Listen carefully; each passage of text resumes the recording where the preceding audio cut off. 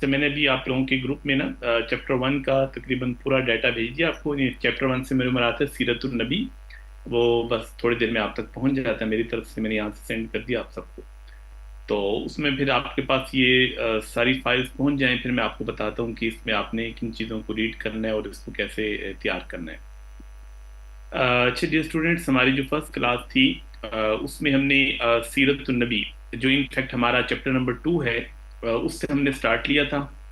और जो first lecture में कुछ की ओरिएंटेशन नहीं थी, कुछ बुनियादी चीज़ें हमने डिस्कस की। उसके बाद हमने जो सीरतुल नबी को 3 हिस्सों में कैटेगराइज किया था, ताकि हम इसको अच्छे तरीके से अंडरस्टैंड कर लें। उसमें जो पहला पार्ट था ऑलमोस्ट वो हमने कवर किया था कि नबी सलाम की जो मक्की जिंदगी है बिफोर प्रॉफिटहुड, नबूवत से पहले की जो आपकी मक्की जिंदगी है, जो 40 साल दौर आपने गुजारा। तो उसमें आप में से कोई बताएंगे लास्ट पॉइंट हमने क्या डिस्कस किया था?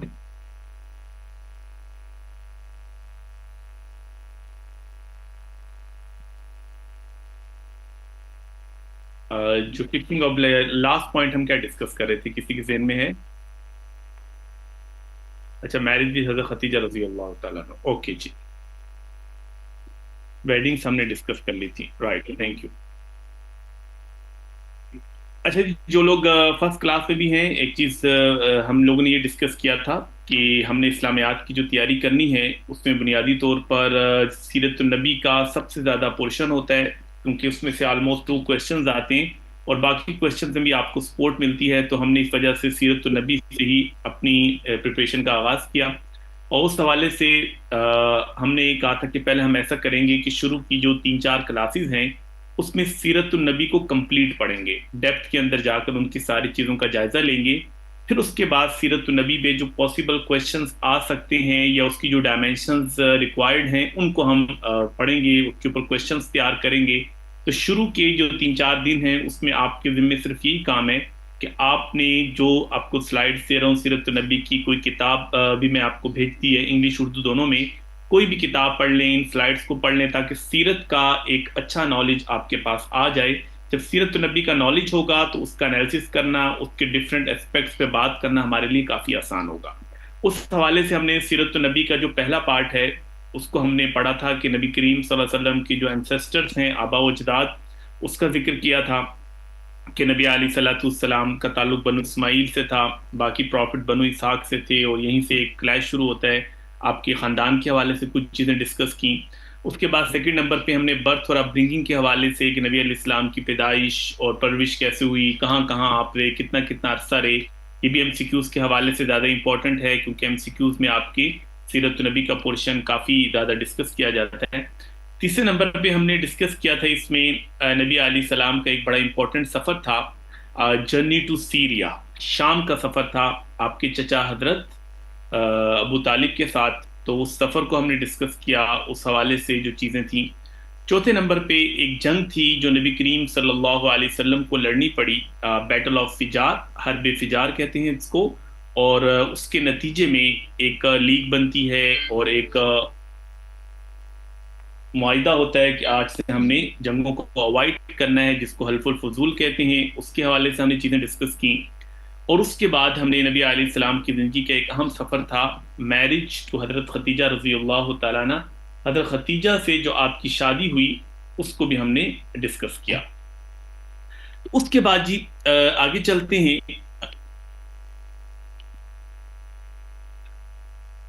जी मलाइका इंग्लिश में भी रख सकते हैं और उर्दू में भी रख सकते हैं, इसके ऊपर भी हमने डिस्कशन की थी कि आप उर्दू में भी तैयारी कर सकते हैं, इंग्लिश में भी कर सकते हैं। बस उसमें ये देख लीजिए कि उर्दू में थोड़ी सी अपनी स्पीड को बेहतर करना है, अपनी हैंड राइटिंग आपकी अच्छी हो, बहुत ज़्यादा ख़राब ना हो। इसके अलावा आपने थोड़ा सा इरेलीवेंट नहीं लिखना। लेकिन अगर आपको ज़्यादा प्रॉब्लम नहीं है एक्सप्रेशन में, तो मेरी सजेशन यही होगी कि आप लोग इंग्लिश में पेपर अटैम्प्ट करें। कंटेंट अच्छा मिल जाता है आप लोगों को, वैसे 11 पेपर इंग्लिश में करते हैं तो काफ़ी सपोर्ट मिल जाती है, इतना आपको प्रॉब्लम नहीं होता। टर्मिनोलॉजीज तो आपको वैसे ही अरबी में लिखनी चाहिए, वो तो आप रोमन में लिख सकते हैं, अरबी में लिख सकते हैं, उसका मसला नहीं है। तो अगर आपको कोई ज़्यादा एक्सप्रेशन में मसला नहीं आ रहा तो मैं तो यही कहूँगा कि आप इंग्लिश में अटेम्प्ट करें। अच्छा जी, उसके बाद अगले इवेंट है जो हमने पढ़ना था, फिक्सिंग ऑफ ब्लैक स्टोन, हजर असवद को नस्ब करना। اب نبی کریم صلی اللہ علیہ وسلم کی عمر تقریباً 35 سال ہو گئی، اور بنیادی طور پر ابھی تک آپ تجارت کرتے تھے، باقی اپنی اکنامک ایکٹیویٹیز کو دیکھتے تھے، کوئی آپ سے فیصلہ کروا لیتا، کوئی آپ کے پاس امانتیں رکھوا لیتے، یعنی ایک اچھی لائف آپ گزار رہے تھے۔ اور جب آپ کی عمر ہوتی ہے 35 سال، اس زمانے میں ایک جھگڑا پیدا ہوتا ہے حجر اسود کے حوالے سے۔ ہوتا یہ ہے کہ بیت اللہ میں 3 4 بار ایسا سیلاب آیا کہ جس کی وجہ سے لوگوں کو لگا کہ اب بیت اللہ کی عمارت بہت کمزور ہوگی اور کسی بھی ٹائم گر سکتی ہے۔ تو سب نے مشورہ دیا کہ ہم ایسا کرتے ہیں کہ اس بیت اللہ کی عمارت کو ڈیمولش کر کے دوبارہ سے اس کی کنسٹرکشن کرتے ہیں۔ سب نے کہا جی ٹھیک ہے، سب نے کنٹریبیوشن کی اور بیت اللہ کی دوبارہ سے تعمیر ہو گئی۔ اب بیت اللہ کی تعمیر کے بعد اب پرابلم یہ تھی کہ ایک جو بلیک سٹون ہے حجر اسود، جو کہ جنت سے آیا تھا، اور انفیکٹ یہ ایک وائٹ پتھر تھا، بعد میں حدیث میں آتا ہے کہ انسانوں کے گناہوں کی وجہ سے اس کا جو رنگ ہے وہ سیاہ ہو گیا، اور اس کو حجر اسود، حجر کہتے ہیں پتھر کو، اسود کہتے ہیں بلیک کو، یعنی بلیک سٹون حجر اسود نام پڑ گیا اس کا۔ تو اب مسئلہ یہ تھا کہ اس حجر اسود کو اپنی جگہ پہ کون فکس کرے گا۔ ہر ٹرائب یہ چاہتا تھا کہ یہ بڑا امپورٹنٹ کام ہے اور اس میں آنر ہے، تو یہ کام ہم سے کروایا جائے تاکہ ہر بندہ ہمیں یاد رکھے، ہمارا قبیلہ ٹاپ پر آ جائے۔ بہرحال اتنی زیادہ ان پہ ڈسکشن ہوئی اور کرتے کرتے جھگڑے شروع ہو گئے اور لڑائی بن گئی اور تلواریں باہر نکل آئیں۔ لوگ پریشان ہو گئے کہ اب بیت اللہ میں تلواریں نکل آئی ہیں اور ایک بلڈ شیڈ کا خطرہ پیدا ہو گیا۔ تو سب نے یہ کہا کہ ایسا کرتے ہیں، رات یہاں گزارتے ہیں، جو بھی بڑے بڑے سردار وہاں بیٹھے تھے، صبح تک انتظار کر لیتے ہیں، صبح جو شخص سب سے پہلے بیت اللہ میں انٹر ہوگا ہم اس سے فیصلہ کروا لیں گے کہ وہ کیا فیصلہ کرتا ہے۔ لکیلی نبی کریم صلی اللہ علیہ وسلم سب سے پہلے بیت اللہ میں انٹر ہوتے ہیں، اور نبی کریم صلی اللہ علیہ وسلم نے جب دیکھا ساری بات سنی تو آپ نے کہا کہ میرے اگر مجھ سے فیصلہ کروانا ہے تو تمام لوگ میرے فیصلے کو مانو گے۔ سب نے کہا کہ ٹھیک ہے جی، آپ صادق امین ہیں، ہمیں آپ پر اعتماد ہے کہ آپ کسی کے ساتھ زیادتی نہیں کریں گے۔ نبی علیہ السلام نے ایک بہت بڑی چادر منگوائی، اس کے درمیان میں پتھر رکھا، اور تمام کے تمام جو چیف تھے یا ان کے ریپرزنٹیٹیوز تھے ان کو کہا کہ آپ اس چادر کو ڈیفرنٹ جگہوں سے پکڑ لو تاکہ سب کی پارٹیسپیشن ہو جائے، سب کی نمائندگی ہو جائے۔ اور جب سب اٹھا کے اس کو بیت اللہ کے پاس لے آئے تو آپ نے اپنے ہاتھوں سے اس کو بیت اللہ پہ فکس کر دیا۔ اور اس طریقے سے آپ دیکھتے ہیں کہ نبی کریم صلی اللہ علیہ وسلم نے خوبصورت ججمنٹ کے ذریعے سے، ایک دانشمندانہ فیصلے کے ذریعے سے، وائز ڈیسیژن کے ذریعے سے کتنا ایمیکیبلی اس مسئلے کو سولو کیا۔ اور جب ہم پڑھیں گے نا انشاءاللہ آگے پروفٹ صلی اللہ علیہ وسلم ایز پیس میکر یا ایز ڈپلومیٹ، تو وہاں پر یہ واقعہ آپ کے لیے ایک امپورٹنٹ ہوگا کہ کس طریقے سے نبی علیہ السلام نے سفارتکاری کروائی، ایک صلح کروائی اور پیس کے لیے کام کیا ایک اچھے فیصلے کے ذریعے سے، کیونکہ دنیا میں مشکل ترین کام ہوتا ہے کہ آپ ایک ایسا فیصلہ کریں جو تمام سٹیک ہولڈرز کے لیے قابل قبول ہو، کیونکہ جب بھی آپ کو فیصلے کے لیے بلائے گا تو دوسرے فریق کو لگے گا کہ ہمارے ساتھ زیادتی ہوئی ہے، لیکن ایسا فیصلہ جس میں تمام لوگوں کو نمائندگی مل رہی ہے، تمام لوگوں کو مل رہا ہے کہ ہمارے ساتھ بالکل انصاف ہو رہا ہے اور ہم جو چاہ رہے تھے ہمیں مل رہا ہے، تو یہ فیصلہ کرنا آسان نہیں تھا، لیکن نبی علیہ السلام نے کتنے وزڈم کے ساتھ یہ فیصلہ کر کے ایک اچھی ڈپلومیسی بھی قائم کی، ایک پیس میکنگ کے حوالے سے بھی آپ کی بہت اچھی ایفرٹ تھی، ورنہ بلڈ شیڈ بالکل ہونے والا تھا۔ تو یہ ہے جی فکسنگ آف بلیک سٹون حجر اسود کو نصب کرنا۔ اچھا جی، اس کے بعد نبی کریم صلی اللہ علیہ وسلم کی لائف میں نا کچھ ہمیں تبدیلیاں نظر آتی ہیں۔ آپ لوگوں کے ساتھ ساتھ میں میسج بھی دیکھ لوں۔ چادر سے بتائیں، سمجھ نہیں آئی۔ چادر سے مراد یہ ہے کہ ایک چادر، کیونکہ پتھر تو اتنا سا ہے نا، آپ اس پتھر کو تو سارے لوگ نہیں اٹھا سکتے، آپ نے ایک بڑی چادر، جیسے یہ ٹیبل ہے، اتنی بڑی چادر منگائی، پتھر درمیان میں رکھا اور ڈفرنٹ سردار کو کہا کہ کوئی چادر کا یہ کارنر پکڑ لے، کوئی درمیان سے پکڑ لے، کوئی ادھر سے پکڑ لے، ادھر سے پکڑ لے۔ اب چادر کو سب لوگوں نے پکڑ لیا تو سب کو یہ لگا کہ ہم جو ہیں بیت اللہ کے حجر اسود کو اٹھانے میں ہمارا بھی رول ہے، ہمارا بھی حصہ پڑ گیا، کیونکہ اب ایک پتھر کو اٹھانا اتنے لوگوں کو ہاتھ نہیں لگ سکتا تھا، لیکن اس کو ایک بڑی چادر میں رکھ کر چادر کو ڈفرنٹ کارنر سے پکڑنا آسان تھا۔ اس طریقے سے نبی علیہ السلام نے سب جو چاہ رہے تھے ان کی نمائندگی بھی کروا لی، اور اس کے بعد نبی کریم صلی اللہ علیہ وسلم نے اچھا فیصلہ کر کے ان کی لڑائی کو بھی ختم کروا دیا۔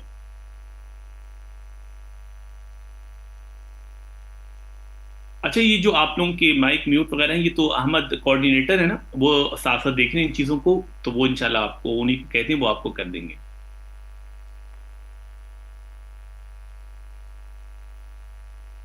اچھا جی، اس کے بعد سویرا ریاض، اردو میں انگلش میں پرابلم نہیں ہے، صرف مسئلہ یہ ہوتا ہے کہ اردو میں پیپر جب آتے ہیں نا تو دیکھیں مجھے خود بھی اندازہ ہوا ایک دو بار پیپر چیک کرنے سے کہ اردو میں پیپروں میں ارریلیونٹ مٹیریل بہت زیادہ ہوتا ہے، کیونکہ جب آپ کی اپنی زبان ہوتی ہے نا تو اس میں آپ تھوڑا سا ڈسکشن زیادہ ہی کر لیتے ہیں، ارریلیونٹ چیزیں لکھ دیتے ہیں، اس سے کیا ہوتا ہے کہ کوشچن میں جو پوچھا کچھ جا رہا ہوتا ہے اور ہماری ارریلیونٹ چیزیں زیادہ آ جاتی ہیں تو آپ کو پھر زیادہ لکھنا پڑے گا، اتنا ٹائم نہیں ہوتا، ایک تو یہ بہت بڑا مسئلہ ہے۔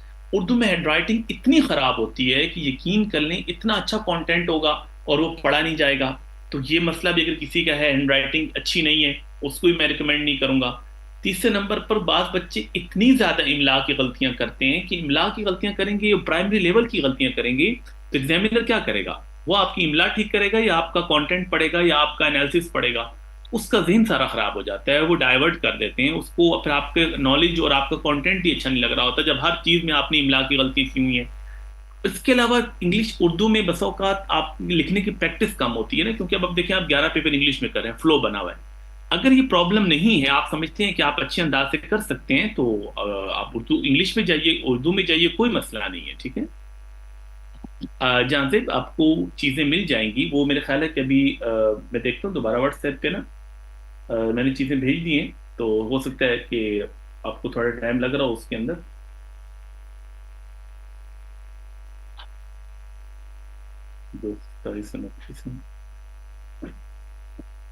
آہستہ آہستہ پہنچ جائیں گے، ٹھیک ہے، وہ بھی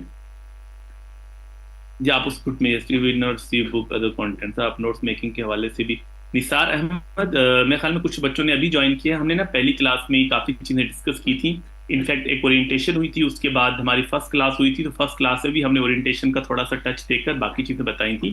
میں نے ڈی اسٹوڈنٹس آپ کو یہ کہا تھا کہ میں آپ کو نوٹس بنانے کے سارے طریقے بتاؤں گا، فار ایگزامپل چلے میں آپ کو تھوڑا سا بتا دوں، بچے آپ لوگ کنفیوز نہ ہو کہ شاید تیاری کیسے ہوگی۔ دیکھیں ابھی میں آپ کو یہ چیز بتا رہا ہوں کہ ابھی ہم نے صرف یہ کرنا ہے کہ سیرت کو پڑھنے کی کوشش کرنی ہے، جب ہم سیرت پڑھ لیں گے نا اس کے بعد میں آپ کو کانٹینٹ دکھا دیتا ہوں کہ ایم ایس ورڈ کی کوئی فائل کھولتا ہوں، جسٹ اے منٹ۔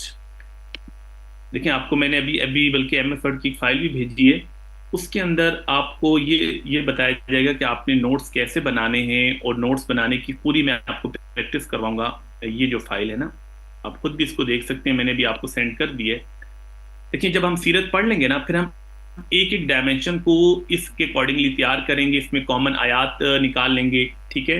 اس کے بعد اس میں ہم کامن جو ہماری حدیثیں ہیں، کامن کوٹیشن ہے پورے چیپٹرز کے لیے تاکہ آپ کو پرابلم نہ ہو، کتابوں کے نام کون سی امپورٹنٹ کتابیں ہیں اس پورے چیپٹر کے لیے وہ بھی ہم تیار کر لیں گے۔ اس کے بعد ایک ایک کوشچن کو ہم تیار کریں گے، جیسے پروفٹ صلی اللہ علیہ وسلم ایز ڈپلومیٹ، ابھی دیکھیں ہم نے جس طرح فکسنگ آف بلیک اسٹون کی ایگزامپل پڑھی، تو یہاں پر ہم ایک ایک چیز کو تیار کریں گے کہ انٹروڈکشن کیسے بنائیں گے، کتنی لائنوں کا ہوگا، اس کی اسپیس کتنی ہوگی، آپ کا میجر تھیم کیسے بنے گا، آپ کا سپورٹنگ پیراگراف، کریٹیکل انالیسس کی ہم پریکٹس کریں گے۔ تو ایک ایک کوشچن جب ہم اٹیمپٹ کریں گے نا تو آپ کو خود ہی پتہ لگ جائے گا کہ آپ نے نوٹس میکنگ کیسے کرنی ہے۔ تو اس سٹیج پہ نوٹس میکنگ کی ابھی ضرورت نہیں ہے، اس ٹائم ہم صرف اپنا ایک اچھا کانٹینٹ تیار کریں، کیونکہ ابھی آپ لاسٹ 3-4 ایئرس کے پیپر دیکھتے ہیں، پرابلم یہ آ رہی ہے کہ کوشچن اپلائیڈ فارم میں آتے ہیں۔ اپلائیڈ کا مطلب ہے کہ یہ نہیں ہے کہ آپ نے ایک چیز تیار کیا ہے ایز اٹ از پیپر میں آ جائے گی، وہ اتنا گھما پھرا کے دیتے ہیں کہ جب تک آپ کے پاس کانٹینٹ اچھا تیار نہیں ہے، آپ نے کانٹینٹ کو تمام اسپیکٹ سے تیار نہیں کیا تو آپ اس کوشچن کو انڈرسٹینڈ نہیں کر سکتے۔ اس لیے میں یہ چاہ رہا ہوں کہ ہم پہلے سیرت النبی کے تمام اسپیکٹس پڑھ لیں، ہم سے کسی بھی انداز سے کوشچن آئے تو ہم کوشچن کی انڈرسٹینڈنگ ہو جائے، پھر ہم نوٹس کے اوپر آئیں گے کہ نوٹس میکنگ کیسے کرنی ہے، اس میں ڈپلومیسی کو کیسے تیار کریں گے، پیس میکنگ کو کیسے تیار کریں گے، ٹیچرس کو کیسے تیار کریں گے، ایز کمانڈر کوشچن کو کیسے تیار کریں گے، وہ اگلا سٹیج ہے۔ اس وقت تک جو آپ کو میں نے کام بتایا ہے کہ صرف آپ نے سیرت النبی کو تیار کرنا ہے، جو ہم کانٹینٹ پڑھتے جائیں اس کانٹینٹ کو تیار کرتے جائیں، یہ میں چاہ رہا ہوں، ٹھیک ہے۔ آئی ہوپ کہ آپ کو میسج سمجھ آ گیا ہوگا۔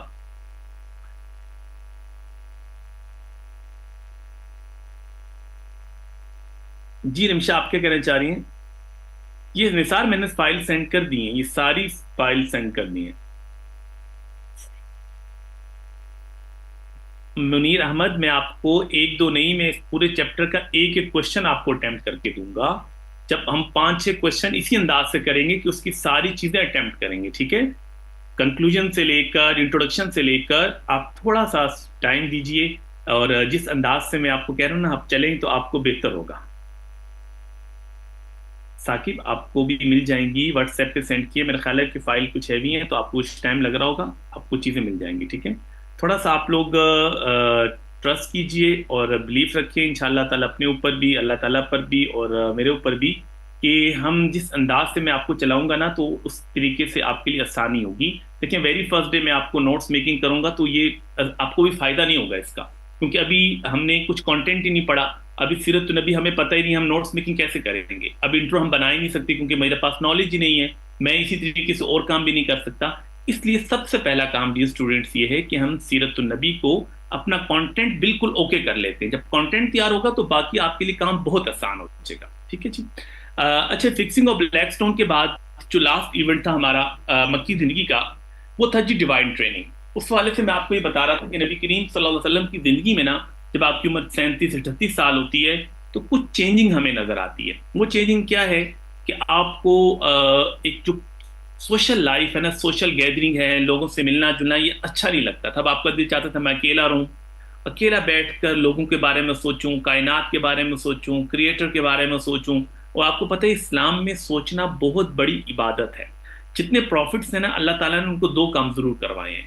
ایک تو کیونکہ پروفٹس کی دنیا میں ٹیچرز نہیں ہوتے، تو اللہ نے تھنکنگ کے ذریعے سے کرٹیکل تھنکنگ کروا کر ان کو اللہ تعالیٰ نے نالج ڈلیور کیا، کیونکہ جب آپ کرٹیکلی سوچتے ہیں تو آپ کے ذہن میں کوشچنز آتے ہیں، پھر آپ ان کوشچن کو خود بخود سالو کرنے کی کوشش کرتے ہو۔ جیسے آپ ابراہیم علیہ السلام کی اگزامپل دیکھیے کہ والد کون ہے؟ بت پرست ہیں، اور بت بیچتے ہیں بنا بنا کر۔ اب وہ کیا کرتے ہیں؟ سورہ نام میں آتا ہے کہ فلما جن علیہ اللیل رأى کوكبا، ستارہ دیکھا تو کہا کہ یہ میرا خدا ہو سکتا ہے۔ سوچ رہے ہیں ستارے کے بارے میں، ستارہ ختم ہو گیا، نے کہا نہیں، وہ ڈوبنے والا خدا نہیں ہو سکتا۔ چاند کو دیکھ کے لگا کہ چاند بڑا اچھا ہے، سورج کو دیکھ کے کہا کہ ہاذا ربی ہاذا اکبر، یہ رب ہوگا، یہ تو سب سے بڑا ہے، وہ بھی غروب ہو گیا۔ پھر سوچ رہے ہیں کہ اس کے پیچھے بھی تو کوئی طاقت ہوگی جو ان کو چلاتی ہے، میں اس پر ایمان کیوں نہ لاؤں؟ تو یہ تھنکنگ کو اللہ تعالیٰ تمام پروفٹس میں چاہتے تھے کہ وہ تھنکنگ کے ذریعے سے میرے تک پہنچے۔ تو نبی کریم صلی اللہ علیہ وسلم کو بھی اللہ تعالیٰ نے تھنکنگ کے اوپر لگا دیا۔ اب آپ کا دل چاہتا تھا کہ میں سوچتا رہوں۔ اور دوسرا کام، اللہ تعالیٰ نے ہر نبی سے بکریاں چرائیں۔ بکریاں چرانے کا مطلب یہ ہوتا ہے کہ اس سے آپ میں ٹالرنس آتا ہے، آپ امت کی رہنمائی صحیح کرتے ہیں۔ اگر آپ میں سے کسی نے یہ کام کیا ہو گاؤں میں عام طور پر، یا ویسے بھی لوگ شوقیہ بھی کرتے ہیں، بکری چرانا سب سے مشکل کام ہوتا ہے، کیونکہ بکریاں ایک بکری ادھر جاتی ہے ایک ادھر جاتی ہے، اور ان کو اکٹھا کرنا، اور آپ اس کو کچھ کہہ بھی نہیں سکتے، اتنی معصوم سی وہ ہوتی ہے کہ آپ اس کو مار بھی نہیں سکتے، اور وہ تنگ اتنا کرتی ہے۔ اس سے کیا ہوتا ہے؟ ٹالرنس پیدا ہوتا ہے۔ تو اللہ نے دو کام پروفٹ سے ضرور کروائے، تھنکنگ اور بکریاں چرانا، تاکہ وہ نبوت کے کام کو ٹھیک کر سکیں۔ اس حوالے سے یہ ڈیوائن ٹریننگ کا حصہ تھا، کیونکہ پروفٹس کو اللہ تعالیٰ نے دنیا میں کوئی ٹیچرز نہیں دیے ہوتے۔ تو بہرحال جی، نبی علیہ السلام اکیلے بیٹھتے، پھر آپ کے یہ اسپیل بڑھتے گئے، کبھی غار ہرا چلے جاتے، کسی اور کیف میں چلے جاتے، کئی کئی مہینے آپ وہاں پہ رہتے، پانی لے جاتے، کھجور لے جاتے، اور وہاں پہ رہتے، سوچتے رہتے۔ اسی طریقے سے ٹائم گزرتا گیا۔ جب نبی علیہ السلام کی عمر ہوتی ہے 40 سال، اور آپ غار ہرا میں بیٹھے ہوتے ہیں، اور 27 رمضان المبارک کو نبی علیہ الصلوۃ والسلام وہاں پر ہوتے ہیں، تو ایک دم آپ دیکھتے ہیں کہ ایک شخص آپ کے سامنے آگے کھڑا ہو جاتا ہے، اور ایک دم کہتا ہے کہ ریڈ، اقرا، پڑھیے۔ آپ کہتے ہیں کہ آئی کانٹ ریڈ، ما انا بقارئ، میں تو پڑھا ہوا نہیں ہوں۔ پھر وہ کہتے ہیں اقرا، ریڈ، پڑھیے۔ نبی علیہ السلام نے پھر یہی کہا۔ تیسری بار جب اس نے یہی جواب سنا تو اس نے نبی علیہ السلام کو اپنے سینے سے اتنی زور سے لگایا کہ آپ کو لگا کہ شاید میرا سانس نکل جائے گا، اور اس کے بعد نبی علیہ السلام کو 5 آیات پڑھا دی۔ اقرا بسم ربک الذی خلق، خلق الانسان من علق، اقرا وربک الاکرم الذی علم بالقلم، علم الانسان ما لم يعلم۔ یہ 5 آیات پڑھا کر چلا گیا۔ اب نبی کریم صلی اللہ علیہ وسلم کے لیے بڑا ایک نیا ایکسپیرینس تھا کہ آپ اکیلے بیٹھے ہوئے، ایک بندہ آ جائے اور یہ سارا ایکسپیرینس کرے، تو انسان کو بڑا عجیب سا لگتا ہے۔ نبی علیہ السلام فوراً نیچے اترے، اور آپ نے دیکھا نیچے جا کر تو حضرت خدیجہ کے پاس پہنچے۔ وہاں پر حضرت خدیجہ نے دیکھا کہ آپ کا جسم کانپ رہا ہے، تو فوراً آپ کے اوپر کمبل دیا، اور نبی علیہ السلام کو تسلی دیتی تھی کہ آپ پریشان نہ ہوں، آپ نے تو کبھی کسی کا غلط سوچا ہی نہیں ہے، ہمیشہ آپ نے لوگوں کی مدد کی، تو اللہ تعالیٰ کبھی آپ کو اکیلا نہیں چھوڑے گا۔ بہرحال جی، جب نبی علیہ السلام کو اس طرح سے سکون نہیں ملا تو حضرت خدیجہ نے کہا آئے میں آپ کو اپنے کزن کے پاس لے جاتی ہوں، جن کا نام تھا ورقہ بن نوفل۔ ورقہ بن نوفل بہت بڑے اسکالر تھے، جیوز کتابیں بھی ان کو آتی تھیں، کرسچنس کی کتابیں بھی آتی تھیں، لیکن اتنے بڑے ہو چکے تھے کہ زندگی کے آخری ایام گزار رہے تھے. انہوں نے جب وہ ساری چیزیں نبی علیہ السلام سے سنی، انہوں نے پھر سیکنڈ ٹائم کنفرم کیا. آپ کو میں بتا چکا ہوں کہ فرسٹ ٹائم کس نے کنفرم کیا تھا نبی علیہ السلام کی پروفیٹہڈ کو؟ شاباش بتائیے، کون بتائیں گے؟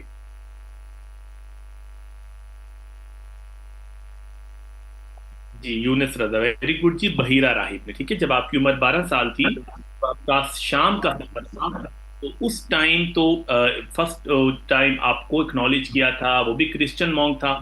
تو یہاں پر سیکنڈ ٹائم بھی ایک کرسچن مونک ہی ہے، ایک قسم کا ورقہ بن نوفل، وہ نبی علیہ السلام کو کہتا ہے کہ آپ تو اللہ کے نبی ہیں، جس آپ اینجل کی بات کر رہے ہیں وہ تو فرشتہ ہے، وہ تو تمام پروفٹس کے پاس آتا ہے. پھر اس نے نبی علیہ السلام کو بہت سی باتیں بتائیں، کہا کہ میں بہت بڑا ہو چکا ہوں، اب آپ دیکھیں گے جب آپ نبوت کا کام شروع کریں گے کیا کیا مشکلات پیش آئیں گی، آپ کو ملک چھوڑ کے جانا پڑ سکتا ہے. بہرحال بہت سی چیزیں بتائیں نبی علیہ السلام کو، اس کے بعد تھوڑا سا سکون آ گیا. اچھا یہاں پر ایک چیز اور میں آپ کو بتا دوں، ایک دفعہ ایم سی کیوز میں آیا تھا کہ قرآن کی جو موجودہ ترتیب ہے، اس ترتیب کو آپ کیا کہتے ہیں؟ دیکھیے اس ترتیب کو کہتے ہیں ترتیب توقیفی. ایک ہے قرآن کے نازل ہونے کی ترتیب. نازل ہونے کا مطلب ہے کہ ریویلنگ آرڈر کیا ہے. جیسے ہم نے دیکھا کہ پہلے سورہ الگ کی آیات آ رہی ہیں، اس کے بعد سورۃ الگ کی 5 آیات آئیں، پھر سورۃ مدثر کی چند آیات آ گئیں، سورۃ مزمل کی چند آیات آ گئیں. تو ریویلنگ آرڈر قرآن کا بالکل ڈفرینٹ ہے نا، ورنہ سورہ الگ تو قرآن کے نمبر 1 پہ آنی چاہیے تھی. تو جو جس طریقے سے قرآن نازل ہوا اس کو کہتے ہیں ترتیب نزولی، ریویلنگ آرڈر. اور جو ترتیب ہے، جس ترتیب سے آج آپ کو قرآن نظر آ رہا ہے، اس کو ہم کہتے ہیں ترتیب توقیفی، ڈیوائن آرڈر. یہ آرڈر اللہ کے نبی خود کروا کے گئے کہ سورہ فاتح کو پہلے رکھو، سورہ بقرہ کو اس کے بعد رکھو، سورہ بقرہ کی کون سی آیت کہاں پر آئے گی. یہ کسی نے بعد میں کمپائل نہیں کی، بعد میں قرآن پاک کی کمپائلیشن ہوئی ہے، قرآن کو کتابی شکل دی ہے، لیکن قرآن کا جو ایک آرڈر ہے، جو سیکوینس ہے، وہ نبی علیہ السلام خود کروا کے گئے تھے. اسی ترتیب پہ تو قرآن پاک پڑھا جاتا تھا اور نبی علیہ السلام نے صحابہ کو یاد کروایا. تو یہ یاد رکھیے گا کہ قرآن کی موجودہ ترتیب کو ہم کہتے ہیں ترتیب توقیفی، ڈیوائن آرڈر. اور جو ترتیب نزولی ہے وہ بالکل ڈیفرنٹ ہے، وہ تو جس طرح کی ضرورت تھی اس کے مطابق آیات آ جاتی تھیں، لیکن جو آرڈر ہے وہ نبی علیہ السلام خود کروا کے گئے تھے.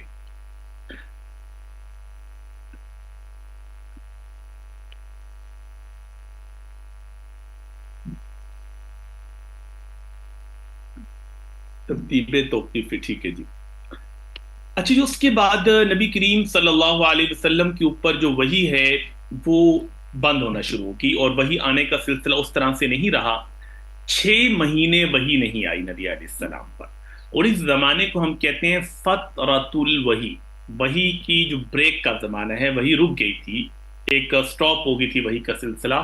اس کے حوالے سے بھی ایم سی کیوز آ چکا ہے کہ فترۃ الوحی کتنا تھا. تو فترۃ الوحی 6 مہینے کا زمانہ تھا، ٹھیک ہے. اور اس میں وحی نہیں آئی، نبی علیہ السلام وحی کا انتظار کرتے رہے، اور اس کے بعد پھر وحی کا سلسلہ شروع ہوتا ہے. تو باقی پھر جو آپ کو پتہ ہے سیکنڈ جو وحی آتی ہے، یا ایھا المدثر، اور اللہ تعالیٰ نے بڑے پیار سے آپ کو یہ نام دیا مدثر و مزمل. مدثر کا مطلب ہوتا ہے کمبل اوڑھنے والے، مزمل کا مطلب یہ ہوتا ہے چادر کمبل اوڑھنے والے. کہ نبی علیہ السلام پہلے وحی کے بعد جو ایکسپیرینس تھا کہ آپ کے جسم پہ تھوڑی سی کپ کپی آئی تو آپ نے فوراً کمبل لے لیا، تو اللہ تعالیٰ نے اسی نام سے آپ کو یاد دلایا، اور وہی نام سے آپ کو وحی آئی کہ یا ایھا المدثر قم فانذر، اب آپ کھڑے ہو جائیں، اب لوگوں کو ڈرائیے. تو یہ جو پہلا فیز ہے نا ڈیئر اسٹوڈنٹ، جس میں آپ کو میں نے 7 ایونٹس بتائے ہیں، یہ اس کے اندر آپ کا میکسیمم کوشچن کیا آ سکتا ہے؟ دیکھیں اس میں سے پہلا کام تو یہ ہے کہ آپ نے ایم سی کیوز کی چیزیں تیار کرنی ہوں گی، خاص طور پر اینسیسٹرز کے حوالے سے، نبی علیہ السلام کی برتھ اور اپ برنگنگ کے حوالے سے، نمبر 1. دوسرے نمبر پہ اگر آپ سے کوئی نوٹ آئے مکی زندگی بیفور پروفٹ ہوڈ، نبوت سے پہلے مکی زندگی کیا ہے، تب بھی آپ ان 7 ایونٹس پہ بات کر سکتے ہیں. نمبر 3، اس میں آپ سے یہ پوچھا جا سکتا ہے کہ اگر آپ نے پروفٹ صلی اللہ علیہ وسلم ایز پیس میکر یا ایز ڈپلومیٹ کوئی چیز ایڈ کرنی ہے، اس کے اندر آپ کے پاس ایک تو واقعہ آ جائے گا حلف الفضول کا، وہ بھی پیس میکنگ اور ڈپلومیسی میں ایڈ ہو سکتا ہے، اور فکسنگ آف بلیک سٹون کا واقعہ بھی ڈفرینٹ ڈائمینشنز کے اندر ایڈ ہو سکتا ہے. تو یہ 3 ڈفرینٹ کوشچن آ سکتا ہے. اب ہم آ جاتے ہیں سیکنڈ فیز، اور سیکنڈ فیز ہے مکی زندگی آفٹر پروفٹ ہوڈ. ابھی ہم مکی زندگی پڑھ رہے تھے نبوت سے پہلے جو 40 سال ہے. اب ہم جائزہ لیتے ہیں کہ نبوت کے بعد جب آپ نے اعلان نبوت کر دیا لیکن ابھی ہیں کہاں پر؟ مکہ میں ہیں، وہ جو 13 ایئرز ہیں وہ نبی کریم صلی اللہ علیہ وسلم نے کیسے گزارے، ان 13 سال کا ہم اب جائزہ لیتے ہیں۔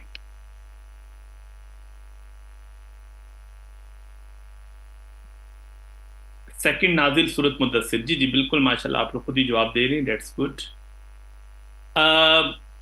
مبیحہ، مبیحہ ہی نام ہے نا میرا خیال ہے۔ دیکھیے ورقہ بن نوفل ایمان اس لیے نہیں لائے کہ نبی علیہ السلام نے ابھی تک دعوت لانچ نہیں کی نا، آپ نے اناؤنسمنٹ نہیں کی۔ پہلی وہی میں آپ کو یہ تو نہیں کہا گیا کہ آپ جائیں لوگوں کو ڈرائیے، آپ پر وہی آئی، انہوں نے اس کو اکنالج کر لیا۔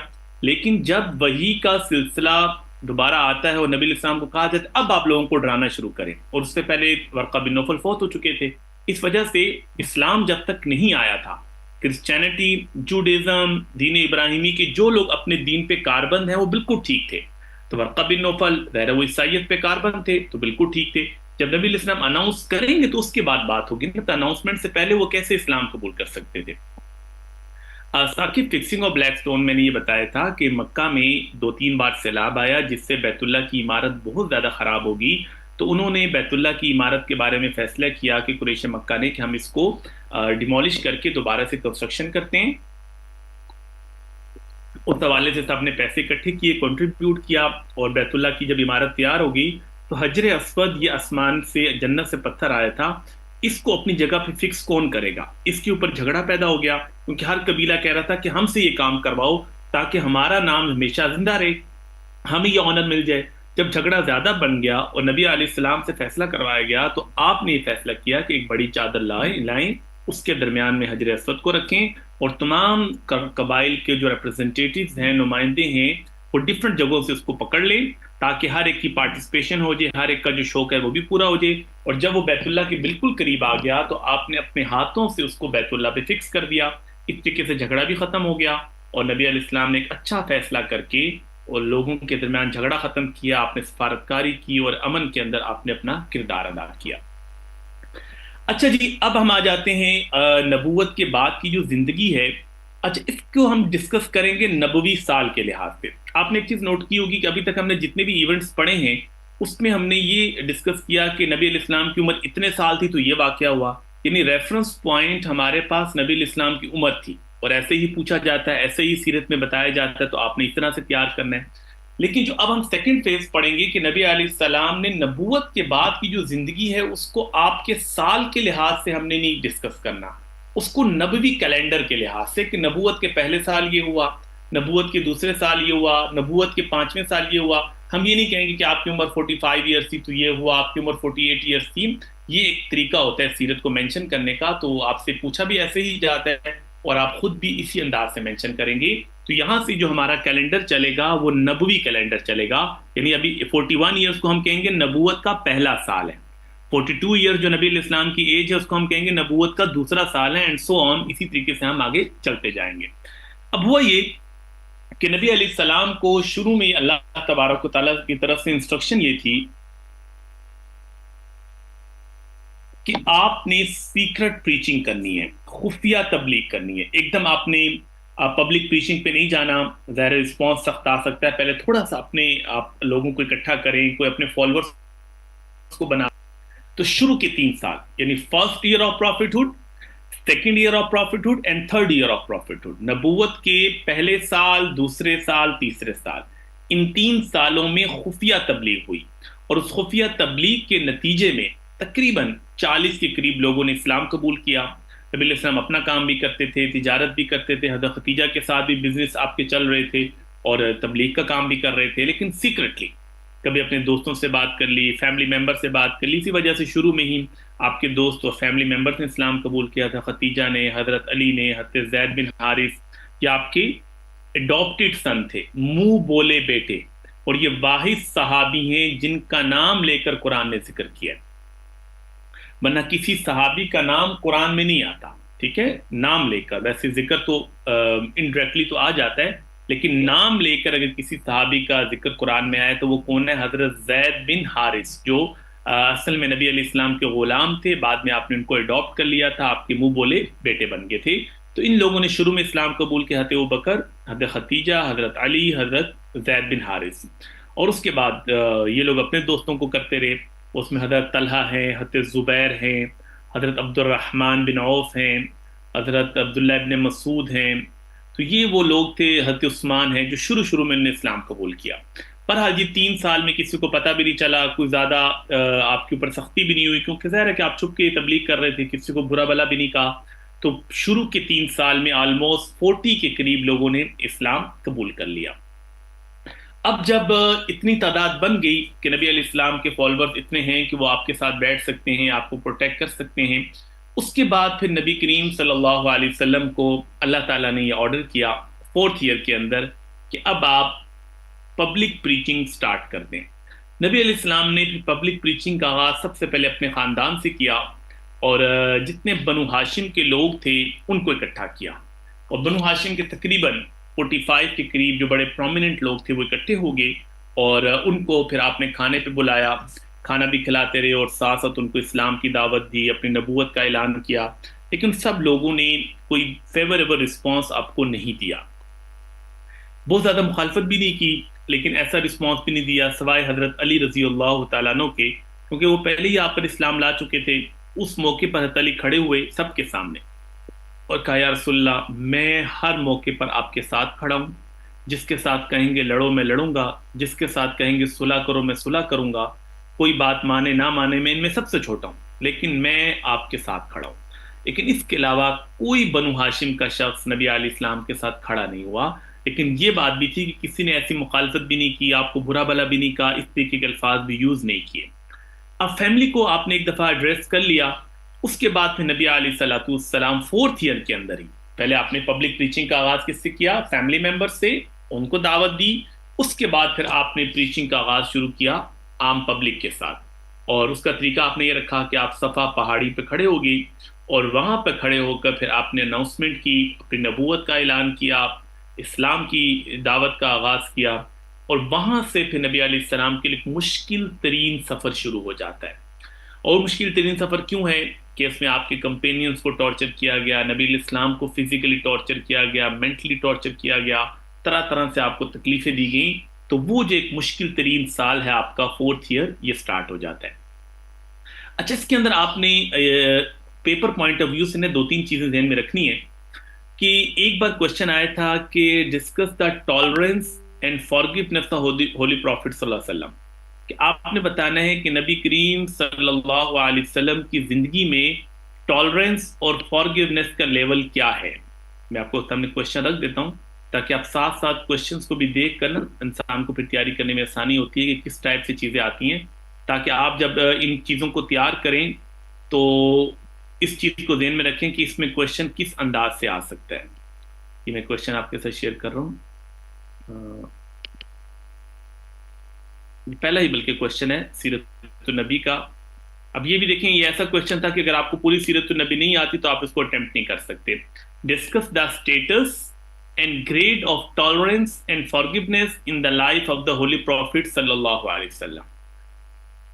نبی کریم صلی اللہ علیہ وسلم کی حیات مبارکہ میں، یعنی پوری زندگی میں، چاہے وہ مکی زندگی ہے مدنی زندگی ہے، تحمل و برداشت، کہاں کہاں آپ نے ٹالرنس کا مظاہرہ کیا، اور عفو درگزر، کہاں کہاں اپنے لوگوں کو معاف کیا، اس کو جو مقام حاصل ہے، یعنی جو کام آپ نے کیے وہ کہاں کہاں کیے، اس کا احاطہ کریں، یعنی وہ ساری چیزیں آپ بتائیے.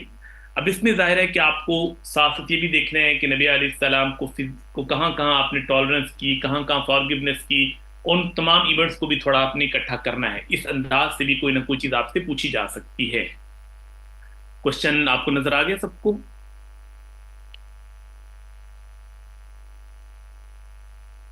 نہیں، جو 45 لوگ تھے نا ارسلان، وہ سیکرٹ نہیں ہے. 4th ایئر میں نبی علیہ السلام کو یہ کہا گیا کہ اب آپ پبلک پریچنگ سٹارٹ کر دیں، اور قرآن نے کہا تھا کہ اپنے رشتہ داروں سے شروع کریں. وَأَنذِرْ عَشِيرَتَكَ الْأَقْرَبِينَ، پہلے اپنے قریبی رشتہ داروں کو ڈرائیے. تو 4th ایئر میں پبلک پریچنگ کا آغاز ایسے کیا کہ پہلے اپنے بنو ہاشم کے لوگوں کو ڈرایا، ان کو بات کی، اللہ کا پیغام بتایا، اس کے بعد پھر آپ نے آگے بات کرنی شروع کی. ٹھیک ہے جی. میں اس کوشچن بتانے کا مقصد یہ تھا کہ دیکھیں 5 جو ڈائمینشن آپ کو اس نے بتائی نا سلیبس میں، اس سے ہٹ کر چیزیں بہت زیادہ آتی ہیں. اس وجہ سے میں آپ کو چیزیں بتا رہا ہوں کہ اس پیرامیٹر پر چیزوں کو تیار کریں گے ساتھ ساتھ، تب ہماری تیاری پرفیکٹ ہوگی، ٹھیک ہے؟ تو اب اس میں آپ اس کو تیار کیسے کرنا ہے، اس کا میں آپ کو طریقہ بتا دیتا ہوں۔ دیکھیے اس کو آپ یوں تیار کیجئے کہ پہلے 5 ایگزامپلز وہ تیار کر لیں کہ نبی کریم صلی اللہ علیہ وسلم کو فزیکلی کہاں کہاں ٹارچر کیا گیا۔ کچھ مثالیں آپ کو مل جائیں گی، جیسے ابھی ہم 4th ایئر میں پڑھیں گے طائف کا واقعہ ہے، تو وہ آپ نے 5-6 ایونٹس تیار کر لینے کہ فزیکلی کہاں کہاں ٹارچر کیا گیا۔ اچھا، کہیں پر آپ کو نفسیاتی طور پہ اٹیک کیا گیا، ان واقعات کو ہم اکٹھا کر لیں گے۔ کہیں پر آپ کے کمپینینز کو جو کیا گیا، ٹارچر کیا گیا، اس کو اکٹھا کر لیں گے۔ یہ ساری ایگزامپل کس کی آ جائیں گی؟ ٹالرنس کی۔ ٹالرنس کو ہم نے 3 حصوں میں کیٹیگرائز کر دیں گے کہ جسمانی طور پر اذیت کیسے دی گئی، 4-5 واقعات آ جائیں گے، اس کا انالیسس کر لیں گے۔ اور نفسیاتی طور پر آپ کو کیسے ٹارچر کیا گیا، اور آپ کے صحابہ کے ساتھ کس طرح کیا رویہ اختیار کیا کہ اس سے بھی نبی علیہ السلام کو تکلیف ہوتی تھی۔ اور دوسرے پارٹ میں ہم کیا کر لیں گے اس میں کہ فارگیونیس کی بھی کچھ چیزیں تیار کر لیں گے، کہاں کہاں لوگوں کو معاف کیا۔ تو اس کے اندر آپ دیکھیے کہ اگر ہم اسی چیز کو دیکھیے کہ نبی علیہ السلام کو فزیکلی کہاں کہاں ٹارچر کیا گیا، اب یہیں سے آغاز ہو جاتا ہے۔ جب صفا پہاڑی پہ آپ نے کھڑے ہو کر بات کی اور لوگوں کو اسلام کی دعوت دی، سب سے پہلے جس شخص نے آپ کو ابیوز کیا، آپ کو دھکا دیا، آپ کے بارے میں غلط کامنٹس کیے، وہ تھا آپ کا چچا ابو لہب۔ اور اس نے نبی علیہ السلام کو دھکا دیا اور ناؤز باللہ ابیوز کیا، اور کہا کہ آپ نے اس لیے ہمیں یہاں پہ جمع کیا تھا۔ لیکن قرآن کو یہ بات اچھی نہیں لگی، اور قرآن نے فوراً صورت اتاری، تبت یدا ابی لہب و تب، ابو لہب کے ہاتھ ٹوٹ جائے جس نے نبی علیہ السلام کو دھکا دیا ہے، اور اس کی جو بیوی تھی وہ بھی نبی علیہ السلام کے لیے راستے میں کانٹے بچھاتی، اس کا بھی ذکر کیا کہ وَامْرَأَتُهُ، اس کی جو بیوی ہے اس کے ساتھ بھی یہی حال ہوگا۔ یہ واقعہ اس میں ایڈ ہو سکتا ہے۔ اسی طریقے سے 4th ایئر کے اندر ہی آپ کو نظر آتا ہے کہ نبی علیہ السلام بیت اللہ میں ایک بار نماز پڑھ رہے تھے، تو قریش مکہ نے دیکھا کہ آپ نماز پڑھیں، جو ہی آپ سجدے میں گئے تو آپ کے اوپر نے بڑی اوجڑی ڈال دی، اونٹ کی اوجڑی، اٹھ ہی نہیں سکے آپ، اور سب تالیاں بجا رہے ہیں، ہنس رہے ہیں۔ کسی نے حضرت فاطمہ کو بتایا، وہ آتی ہیں نبی علیہ السلام سے اس گند کو صاف کرتی ہیں، اور نبی علیہ السلام ان کو دلاسا دیتے ہیں، ان کی آنکھوں میں بھی آنسو آ جاتے ہیں، تیرے باپ ہیں، کہا کہ یہ آپ کے ساتھ کیا سلوک کرتے ہیں؟ نبی علیہ السلام نے کہا کہ اب ہم نہ کرو، ایک دن میرا دین جو ہے وہ ہر گھر میں داخل ہو کے رہے گا۔ اس طریقے سے یہ واقعہ آپ ایڈ کر سکتے ہیں۔ پھر ایک بار نبی علیہ السلام بیت اللہ کے سامنے لوگوں کو دعوت دے رہے تھے، ابو جہل نے ایک پتھر مارا جو آپ کے سر پہ لگا، اچھا خاصا خون نکلا۔ طائف کا واقعہ ہم آگے پڑھیں گے انشاءاللہ 10th ایئر کے اندر، اس میں کس طریقے سے نبی علیہ السلام کو انہوں نے پتھر مارے۔